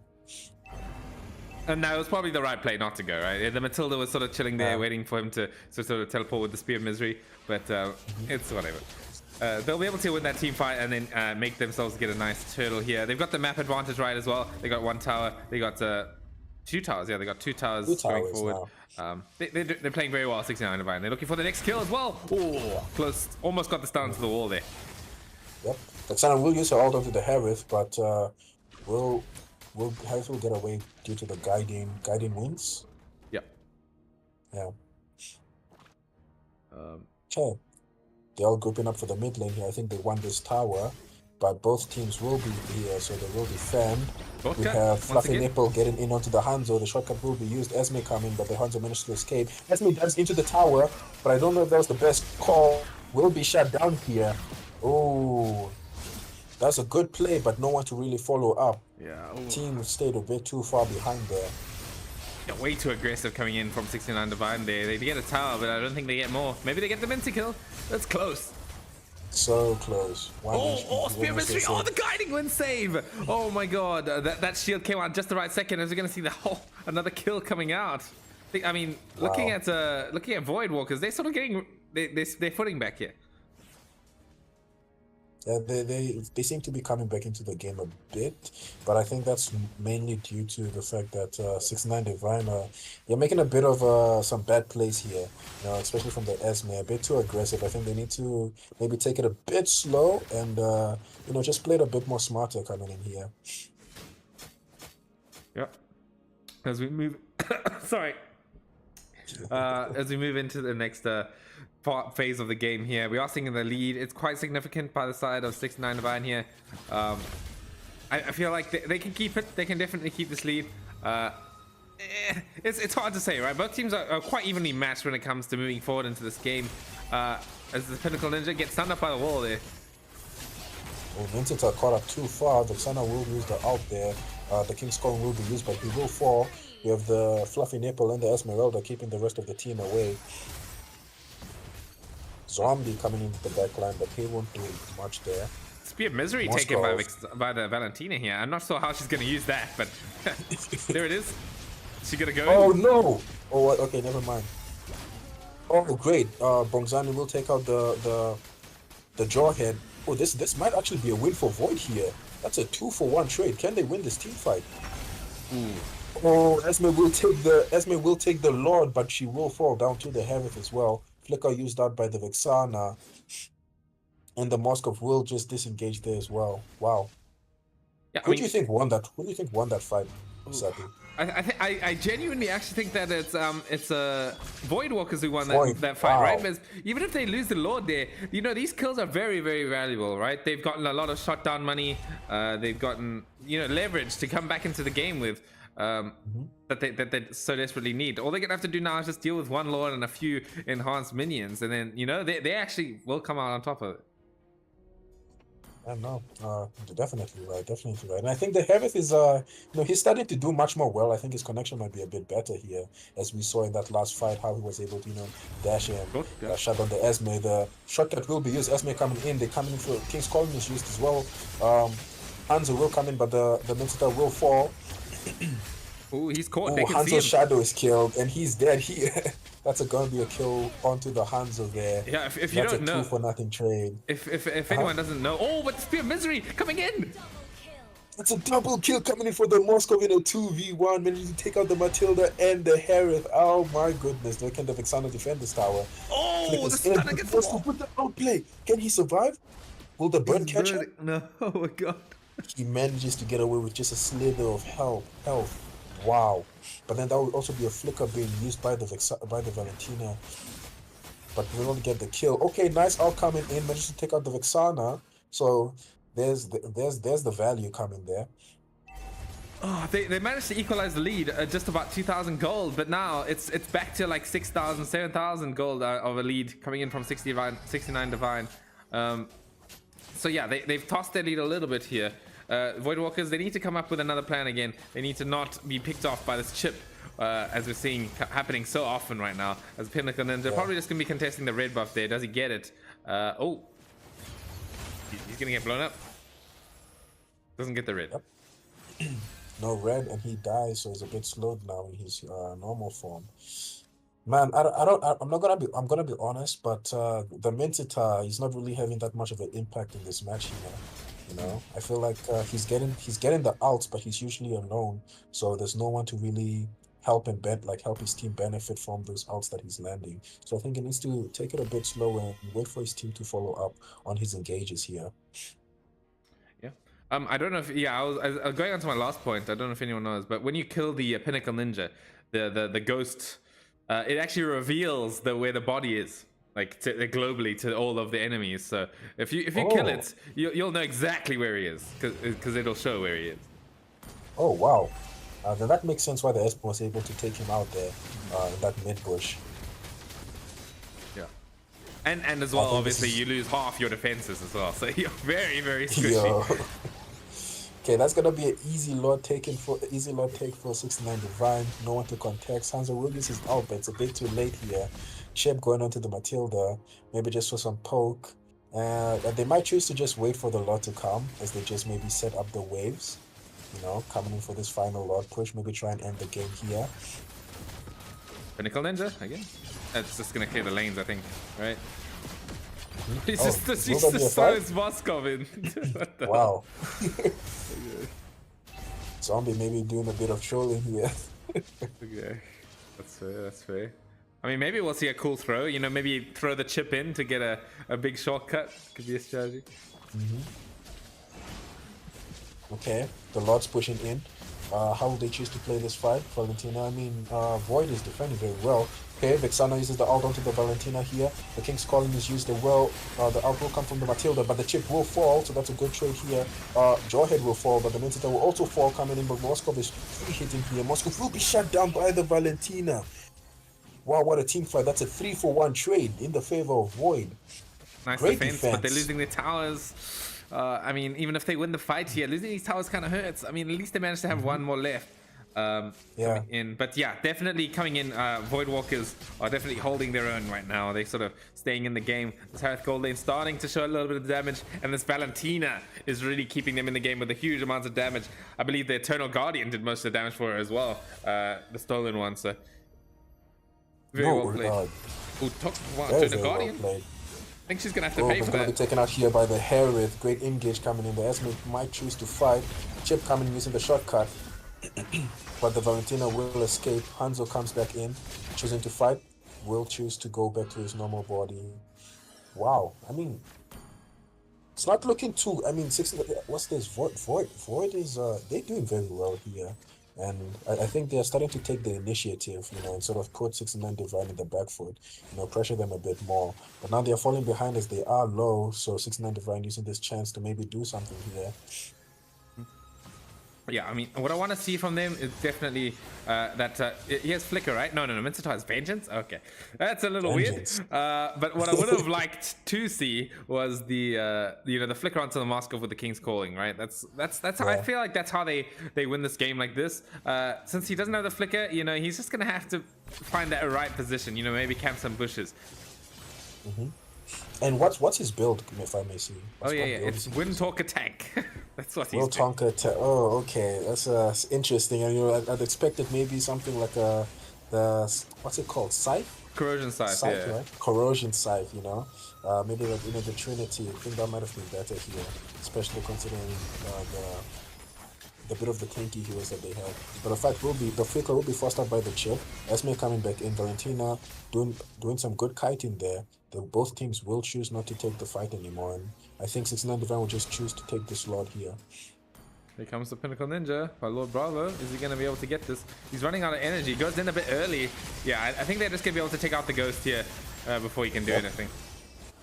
Esme will take the Lord. We have Fluffy Nipple a bit deep inside. He does use the portal. Yeah. He does use the shortcut.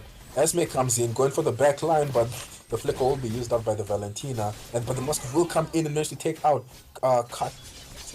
Kalania. Hans will come in and takes out Fluffy Nipple. Cutania. Oh, but there it is. Cutania. So take it out by the Jawhead, but the Herald will punish him for going that deep. Vexana left alone here, and the Valentina now is on Unstoppable. That's a 2-for-3 trade for the side of Void, but however, they still do have a lot pushing in. Will they choose to fight this? Esme and Moscow versus 3 others. They have the Eternal Guardian. They have the Eternal Guardian, so they can sort of, fight that team fight here, even without 2 of their members. We're also going to see the Esmeralda going in. Moscow looking for the base. He's going to lock the base. Is it over? Moscow. GG, well played to 69 Divine. Great decision from the Moskov to not even choose to fight, but just instantly lock on the base, ending the game instantly. Great performance from both teams. I think the Valentina tried her best. It's unfortunate for the Harith. Had a bit of connection issues, but Boyd, I think the biggest issue in this match for them was probably the Mensitar, because the Mensitar, he had some good engages, but I think it's just the maybe lack of communication from the rest of the team to really make use and make the most of those engages. And the Esmeralda, great performance from the Esme and the Moskov. The Esme just punishing that backline, making sure that they can't really breathe. So great performance to both sides. Yeah, I agree with that. It was a great performance. Yeah, the Mincetar, it was a first pick, sure. You can defend that, and he did first pick, so that the enemy team did have a bit of leverage to draft around it. But yeah, having Vengeance, not that great. You need the Flicker to get those engagements on like the Moskov and stuff. This build, it's fine, I guess. The Wind Talker, sure, it gives you that a little bit of attack speed you need to activate your passive, and then going full tank after that to absorb damage. But it just didn't work out, right? He didn't play it how it needed to be played, and but yeah, moving on to the other members here. I mean, the Esmeralda, it was a very good Esmeralda game, so she was completely untouched when it came to that game. Yeah, she was not really in too much threat of dying, and when she does, she made a lot of space with it. I would have liked. I was really hoping to see the stolen shortcut, but we as you said, we mostly saw the stolen Eternal Guardian, which makes sense, right? Yeah. That's probably why she was a good choice. Yeah, it was a good choice. It was a good choice. Wasn't the fun choice, but it was the right choice. You really wanted to see that shortcut stolen, huh? Yeah, I mean, it could have worked as well, right? You could have maybe this Mincetar could have come along with Raiden there on the Valentina, finding the Moskov, shortcutting him in, and getting it like actually, that. You're definitely right. They would have been so good for at least for the plays, because they can if the Valentina just chooses to just lock on maybe onto the Sun or the Moskov, instantly like getting the rest of the team there, I think they would have had much better time in those team fights, as the Esme would now be forced to at least go to their own backline because now the whole team's there. So Exactly. But yeah, we'll hand it back to the panel there to discuss the rest of the game there while we organize the next match. So back to you guys. Yeah, man. I'm also disappointed about not seeing another portal from the Valentina here, man. I wanted to see portals everywhere, but I guess that wasn't the case. But in terms of the draft and how they played, I mean, 69 really dominated that early game, but you could see that Void is just taking that late game advantage, I guess. But I mean, they just played a lot better as the match went on, right? And 69 made a little bit of initiation mistakes there, and Void took advantage of that. They seemed to, okay, they made a mistake there, we'll punish them for that, and we saw that. But luckily for 69, they managed to end the chaos with that Moskov just locking the base.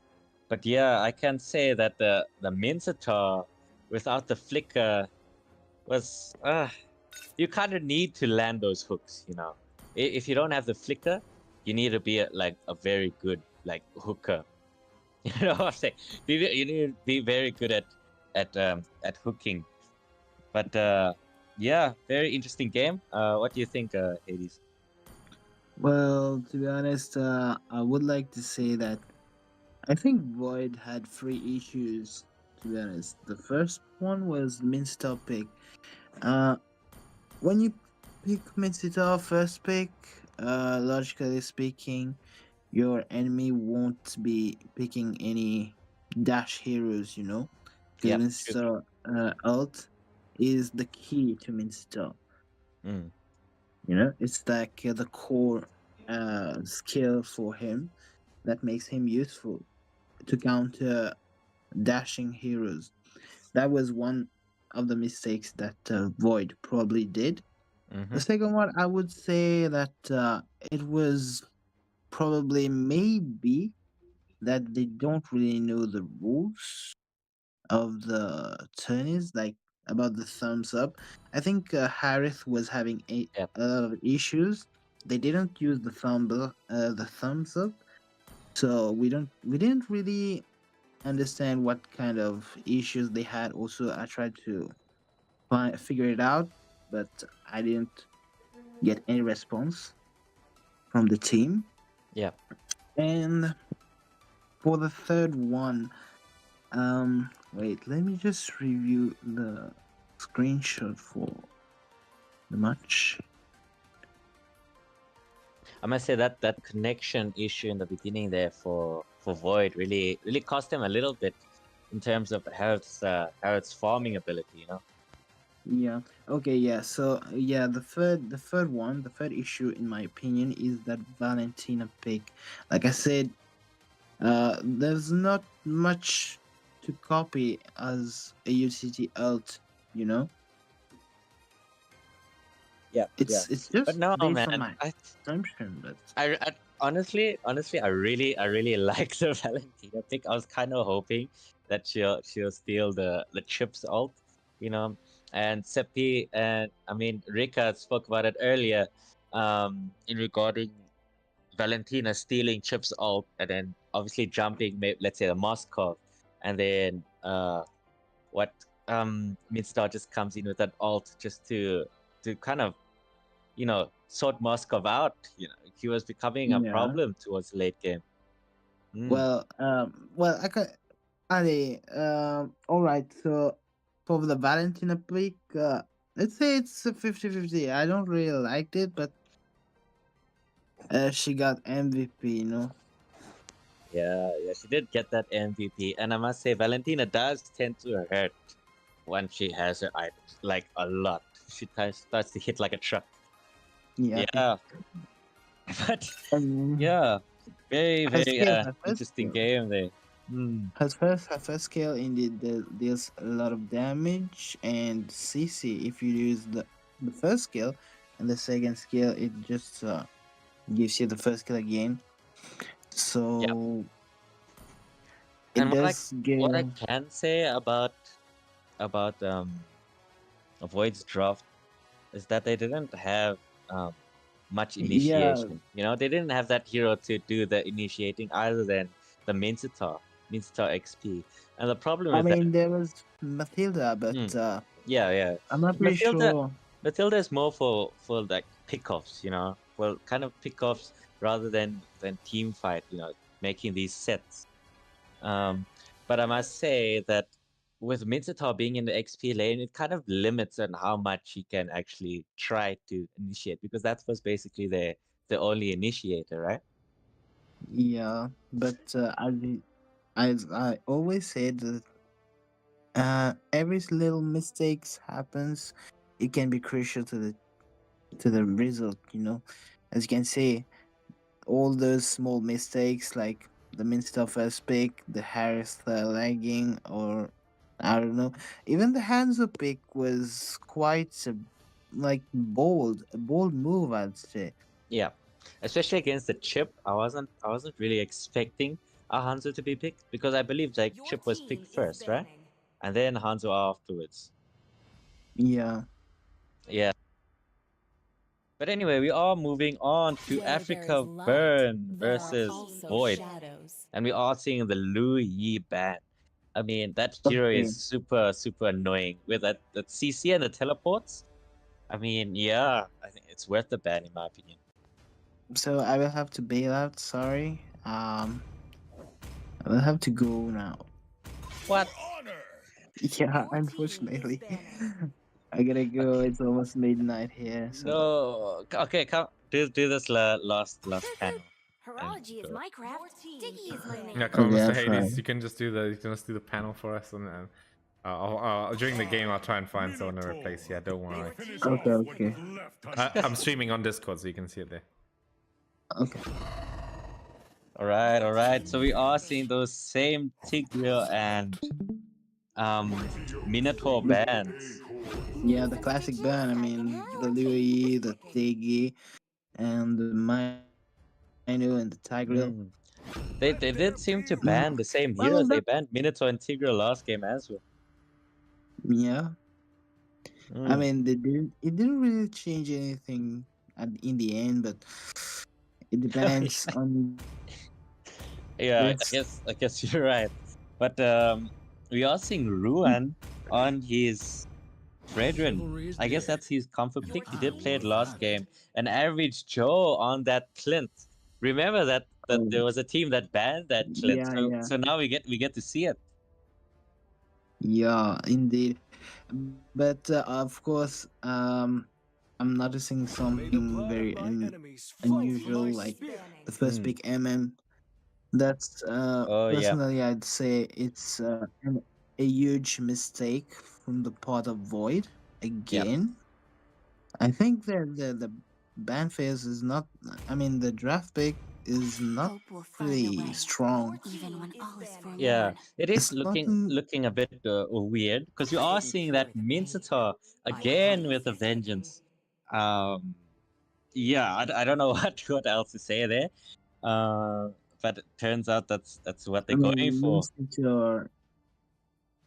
Yeah. Minster isn't a counter for any of those free picks so far. So I would say that Minster would have been a safe choice if the enemy would have Mm, picked at least one or two yeah. dashes, But maybe. Like I think for one thing example, that let's say yeah. tells Ling, all. Your team is picking. Ling or Pakito or even Fanny.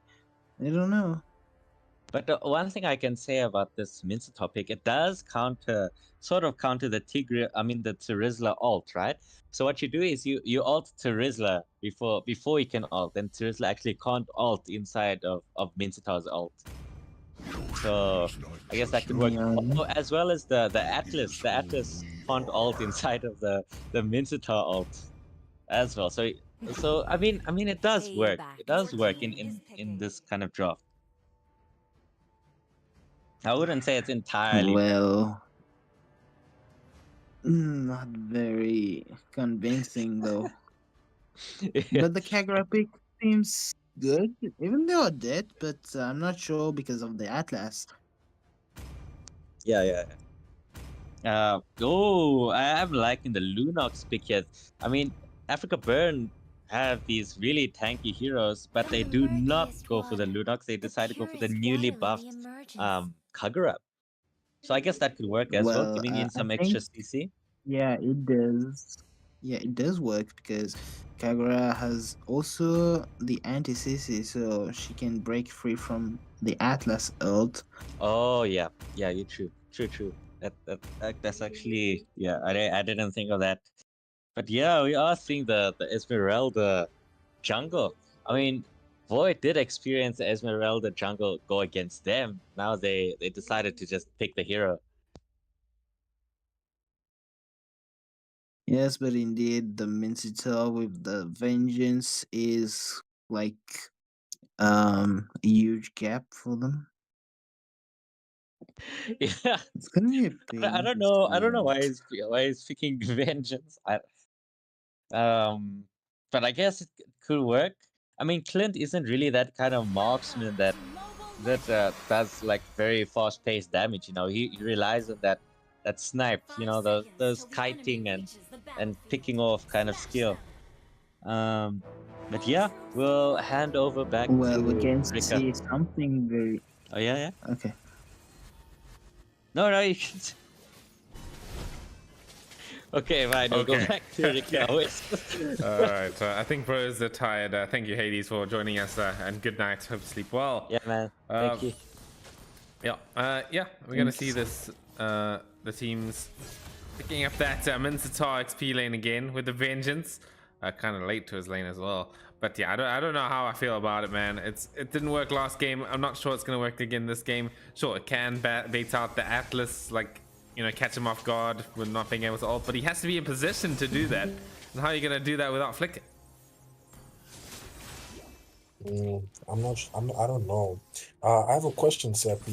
Does the Mentito out? Like, does it? Oh, first blood coming for the Clint onto the Melissa. Nice help from the mid lane from Fasa assisting there. But wait, I just wanted to ask, like, what's this? Does the Mentito out stop Terizla's skill 2? Skill 2. I don't believe it stops skill 2. I think it just stops his skill 1.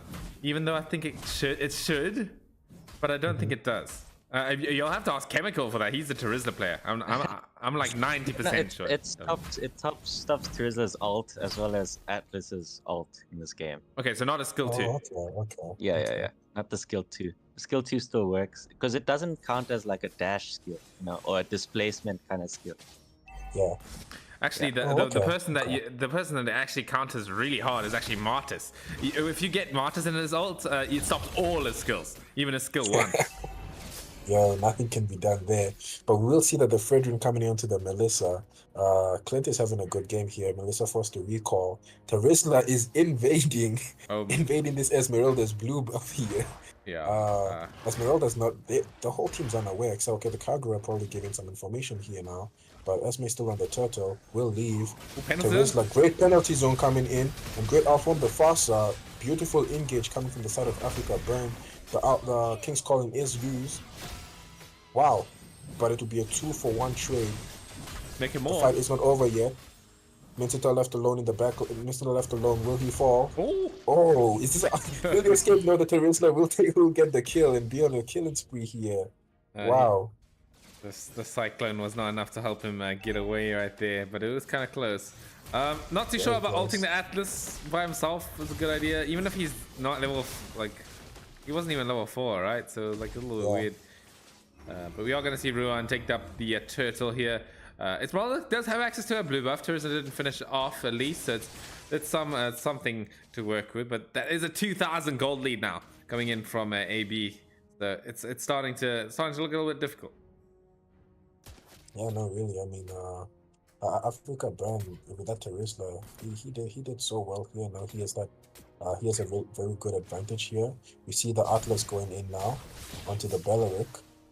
Will not commit. Fredrin comes in. He looks like he wants this fight here. He's continuing, chain stunning.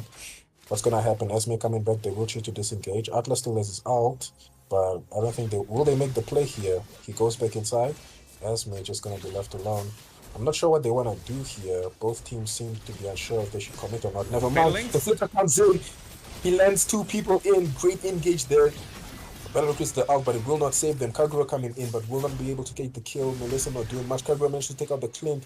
Fasa is caught off guard in a bad position. Melissa will take out the Fasa, but Fredrin and the Atlas will manage to escape.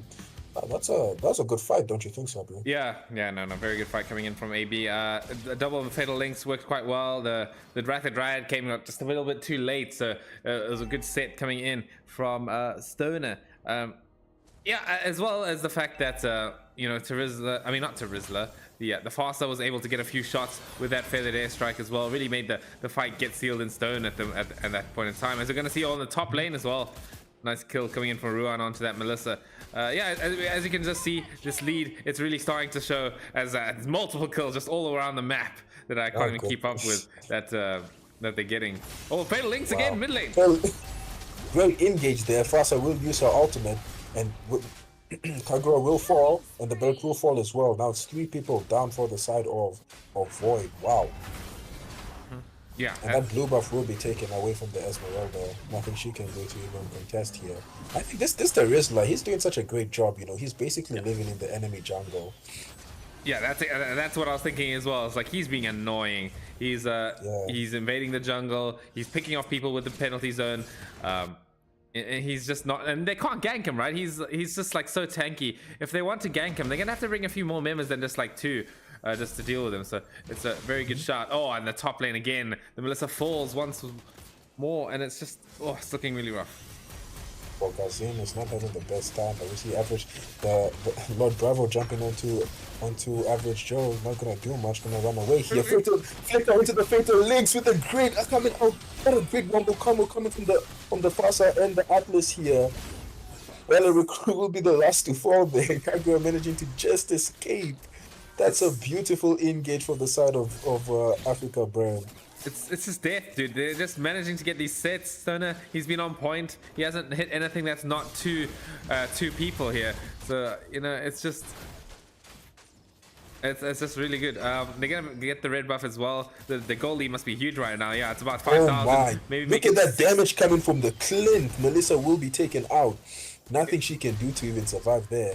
Yeah, maybe make it like 6,000 after that, dude, because it's just, this Melissa had a good early game, but now she's been killed 4 times in a row.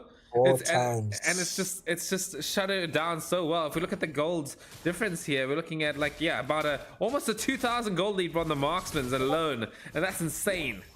That is very bad for the side of Void. Not sure what they can do. We have Fasa out in here. Will not manage to take the blue buff. Will be taken by Lord Bravo at least. But I mean, Void, they're really struggling here. And we see Africa Burn. They're really using this chance to make the most out of the advantage that they currently have.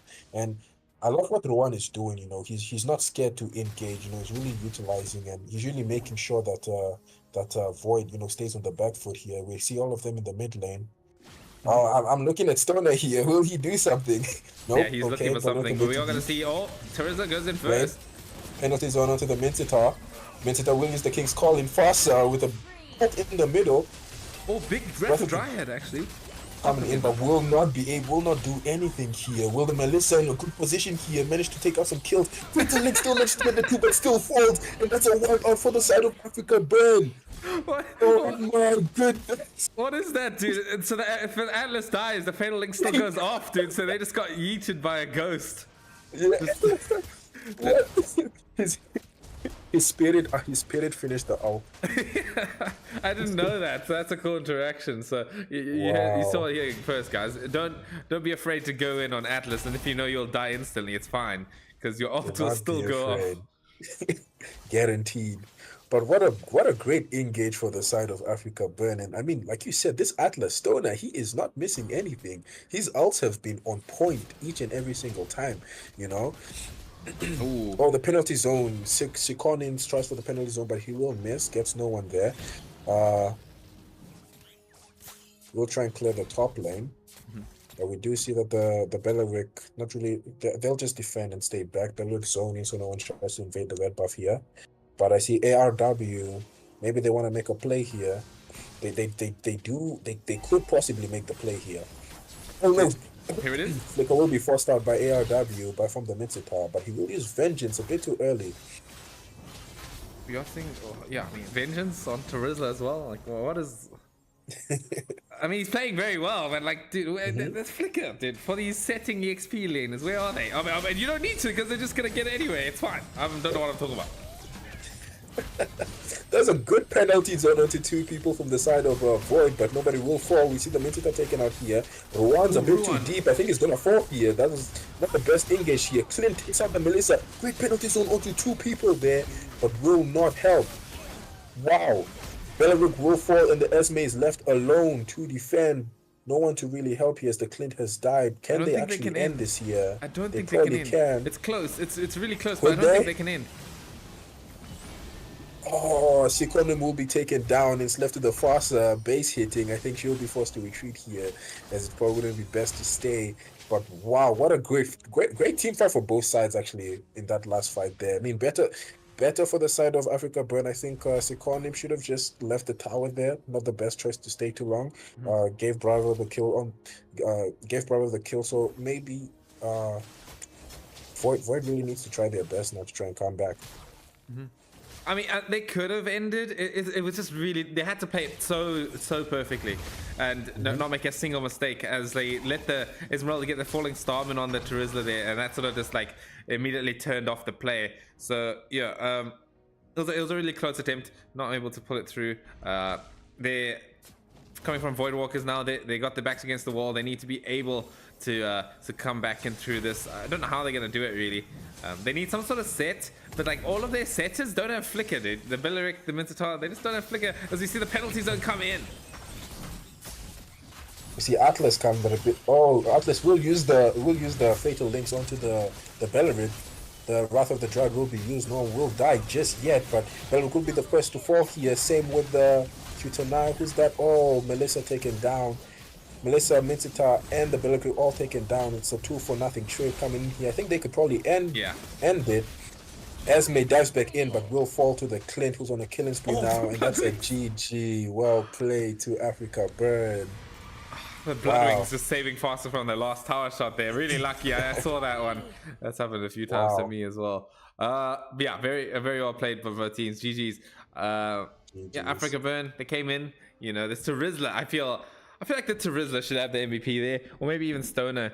Sure, average Joe. Stoner. I would say Stoner deserves the MVP. His sets were just so good for like all those engages. I think he was really the main game changer in all of those team fights. But you know, average Joe, he had the good early. Good for him, MVP. Oh, dude, no, there's no way Average Joe gets MVP here. Like, okay, he got 2 more kills than the Terizla, but the Terizla did the same amount of damage as a Clint. That's crazy.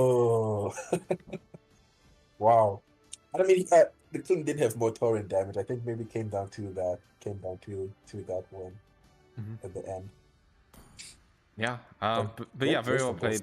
Yeah, I think. Definitely Terizla again. You know, it's just, I mean, not the Terizla, the Mincetar. You know, it's not working, dude.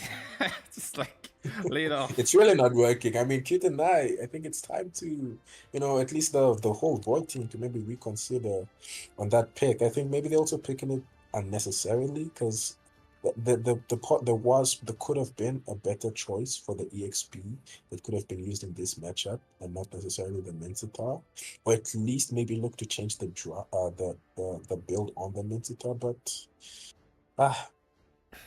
well, it is what it is. We'll move into the next game shortly. Oh wait, just want to say shout out to Jinx, Saint Jinx.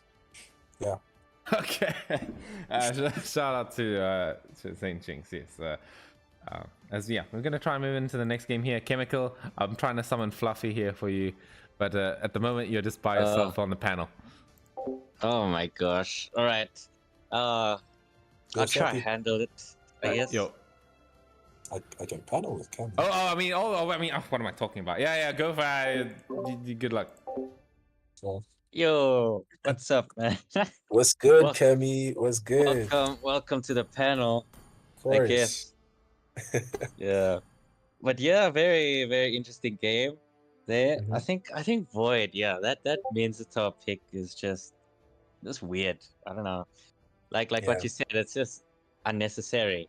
You know? yeah, yeah.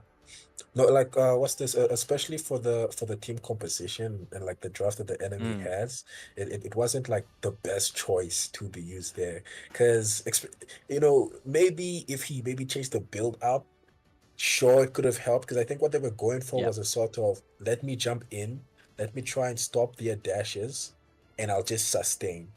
However, it's not really yeah. working because the rest of the team, there's no follow up, you know, that's really, you know, coming in. So it's not the Mm. best in those cases.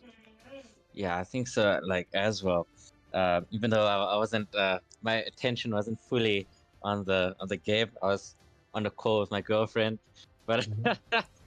I didn't see what was happening there. I mean, Africa Bird really took advantage of that early snowball that they had. I mean, Clint Yeah, just got that buff, right? Where yeah, he's much stronger now in the early game. much With stronger.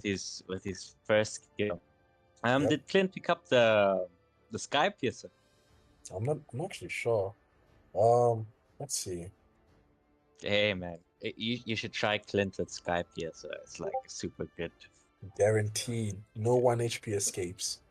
No one HPS game. It's like it's so fun. It's like you you can like snipe people like from far and just kill them. Like I mean, come on, what's not fun about that? Let's see. Okay, he didn't have the Sky PSN. He didn't. He didn't have. Someone needs to tell Average Joe to freaking get Skype here on his Clint. Man. I mean, Come that on, item is so broken right now. it is, and the thing is, it's so cheap, bro. It's like, Yeah, 1.5. yeah. The cheapest, I'm pretty sure. Just, You know? I, I, I think Moonton should like. I think the item deserves like a nerf, but not in sense of like it's passive. I think Yeah, they must just higher the price. You know, just make it more expensive yeah. No, because really. it's a very strong item actually. Like I don't know. I feel like putting it on every hero. I agree. I agree. And it's also, you know, what's this? The Melissa. She Mm, just had a very bad game in that last match. You know, I mean, the Clint absolutely just destroyed yeah. her in lane and even towards the late game. Had some Mm, close calls where she could have come back, but it's just unfortunate. You know, the damage wasn't really there. No yep. items, deprived of farm, so not much that she could really do. So it's a bit unfortunate. Yeah, I can definitely say that. I mean, the Clint and Melissa matchup. I mean, Clint surely does win like that early game phase, but Mhm. since Melissa was just losing and losing, she couldn't really get her items, right? Mhm. So yeah. But I guess Melissa could have done some zoning there. Kind of try and zone Clint out. But the problem is it's his passive, right? It's Yeah. his passive can just reach you. And I guess that's that.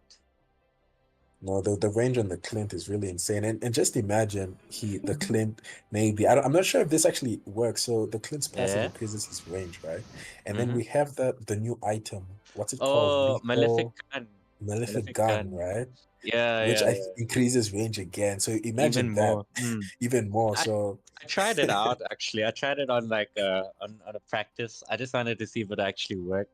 Mhm. And it does. Hey, it works. Wow. His range is even more. But to be honest, I don't think it's necessary. Yeah. Yeah, I agree. like I don't think it's necessary either. like Clint already has a very big range, and now you're gonna put Malefic Raw on there. I think it's more for like just I think more for comfort, you know. But Mhm. it's not like a necessary item to get, and it also Mhm. increases attack speed. I guess that's a plus on it, right? Yeah, but like as you said, for Clint, maybe not too much because you do want to go for like those mainly high damage, you know, too concerned for attack Yeah. speed. So Mm. yeah, he does have the range already. Malefic Gun wouldn't be the best choice there. But Yeah. this Farsa, this Farsa, I mean the Farsa and the Mm. Atlas in that last game, they had such good synergy because every time Yeah, they did. the Atlas went in and got like he mainly got like two people with those fatal links. The Farsa Mm. was there on site without a in a heartbeat and lands those what's it called feathered airstrikes onto Yeah, the yeah, yeah. onto the people that were outed by the Fatal Link. So I think that was just great to see from both of them. Yeah, man. I mean, it was good seeing that synergy when it comes to these teammates. But that Forza was actually doing a lot of work there because I think she could go in those positions, like especially because of that skill, right? She turns into a bird. Mm-hmm. So it's actually kind of hard to know where Forza is gonna strike from. She'll just bird here, strike you once, Atlas ults, and then bird you away. You Yeah. know, I guess that's the thing. And you can actually do Forza with the temporal. What's that? The new emblem, temporal rain or whatever. So Temporal Rain, so yeah. yeah. So how it goes is so Forza can use the birdie to go in a different position Mm-hmm. and then alt. And then as soon as alt is finished, basically her bird Her is like body is is back. back. Is back, yeah. And Wow. you can just like birdie away again. You know what I want to see? I want to see Yeah. a Xavier with Temporal Rain being picked up. That's what I want to see. Just to Oh, see that's how the potential of that. that's almost like infinite stacks, right? You can just Mm-hmm. keep your stacks up. Yep. I mean, so Yeah. busted. Such a busted item. And I'm pretty sure there's like so many other heroes who could benefit Mm. from it as well. Like you just said, like the Farsa as well. Yeah. I mean, it's such a freaking good emblem. I mean, they releasing such a OP stuff, man. Mm-hmm. A bit of a meta shift, eh? Yeah, a bit of a meta shift here with even with the Thunder Belt. I mean, like even tanks in late game, they can start slapping you if you don't pay attention to them. I mean, Yeah. we did see earlier the Granger with Ranger the full new tank. Oh full my tank. goodness. As a Yeah. Granger main yourself, what do you think? You think you're gonna play that anytime soon? I mean, he got MVP, you know, so it's tempting, you know. But wow, I I mean, guess I guess try it in a classic first, right? See what it yeah, works. yeah, but I don't know how I'd feel, you know, without like liking all that damage. I Oh feel yeah, like for him, he was mainly, I think he took the role of bait, you know, yeah. confidently. Bait He was roll. literally in front most of the, like all the Mm. time, in fact. He was Yeah, in he the was like front. he was like mosquito that you can't freaking get out of your face, you know. Yeah. He's like he's just shooting you and dashing away, shooting you and dashing Left in away. a I mean, way. like, come on, what can you do? What can you do? And that analogy you just used is perfect for that Terizla. That Terizla was the human trying to Mm. get that mosquito with Oh that yeah, penalty zone every trying to single swat time. him, but it's Trying not to swat working. him. It's not working at all. It's Oh just man. it's like when you swat a fly with the swatter and you're like comfortable, you just got it and it just like you see it flying away. I was the Terizla. And he came Yeah. so close multiple times as well, you know. It's so sad to see. Mm. That Granger, I'm sure he was just laughing inside. I was laughing, bro. That was such a weird game, hey. Holy Really crap. weird game, but That's intense such a weird planning. game. Great Yeah, work from GX and great work yeah. to Africa Burn, because I think it was Africa Burn who did take the game away from GX as well, right? Yeah. They did. Yeah. No, Was Africa it? Burn. Yeah, Africa Burn beat GX, but the game Mhm. where GX played Granger, I think they were up against Void, if I'm not Void, mistaken. yes, Void, yes, Void. That's Void. Yeah. I mean, Void is not having the best night, but I guess from this kind of tournament, you kind of learn, you know. You Mhm. learn. Yeah. You learn as you go. Definitely. I mean, like I feel like some of these teams are a bit, you know, newer. Yeah. So it's good for them in the sense of at least some Yeah. more experience to be put on the stage and actually play against, you know, some teams which they may not have known about, and you know, just learn from this experience and then come back stronger in the next one. Yeah. I think just so butting in too. I here. mean, with Void, I think they just need to Chemical. work on the drafting, you know? No, definitely. And okay. you know, Yeah. it's time I'm muted for on Void Discord, to lol. retire the mental I think. Sorry to butt in, everyone. Looks like the rest of the teams have decided not to play. So thanks Oh wow. everyone for Okay. coming out. Sorry Raf for coming in. Sorry, that's looks like we're done here. So thank you to Con, to Chemical, to Raf. And to Hades was Hades will The come Hades, through. yeah, Shady. Hades. And obviously to all the teams as well. I'm very excited to see GX did going forward. Yeah. I must say. Oh yeah, man. Definitely. With that Thank you guys for marksman having me. jungle. Yeah, the marksman jungle. The marksman jungle. So yeah, And keen the to see Grange GX tank. moving forward, and yeah, that'll be it for today, guys. I almost said the wrong word. Yeah. Can I? Maybe anything you want to say to the crowd for the first thing, Raph? Yeah, that Granger. Hey, Granger was insane. I needed to pull that off, but I was watching the entire time, fun times. Yeah. Please tell all the teams that won. Okay. Hello, See new ya. friends. Okay, dude. Yeah, that's us out here.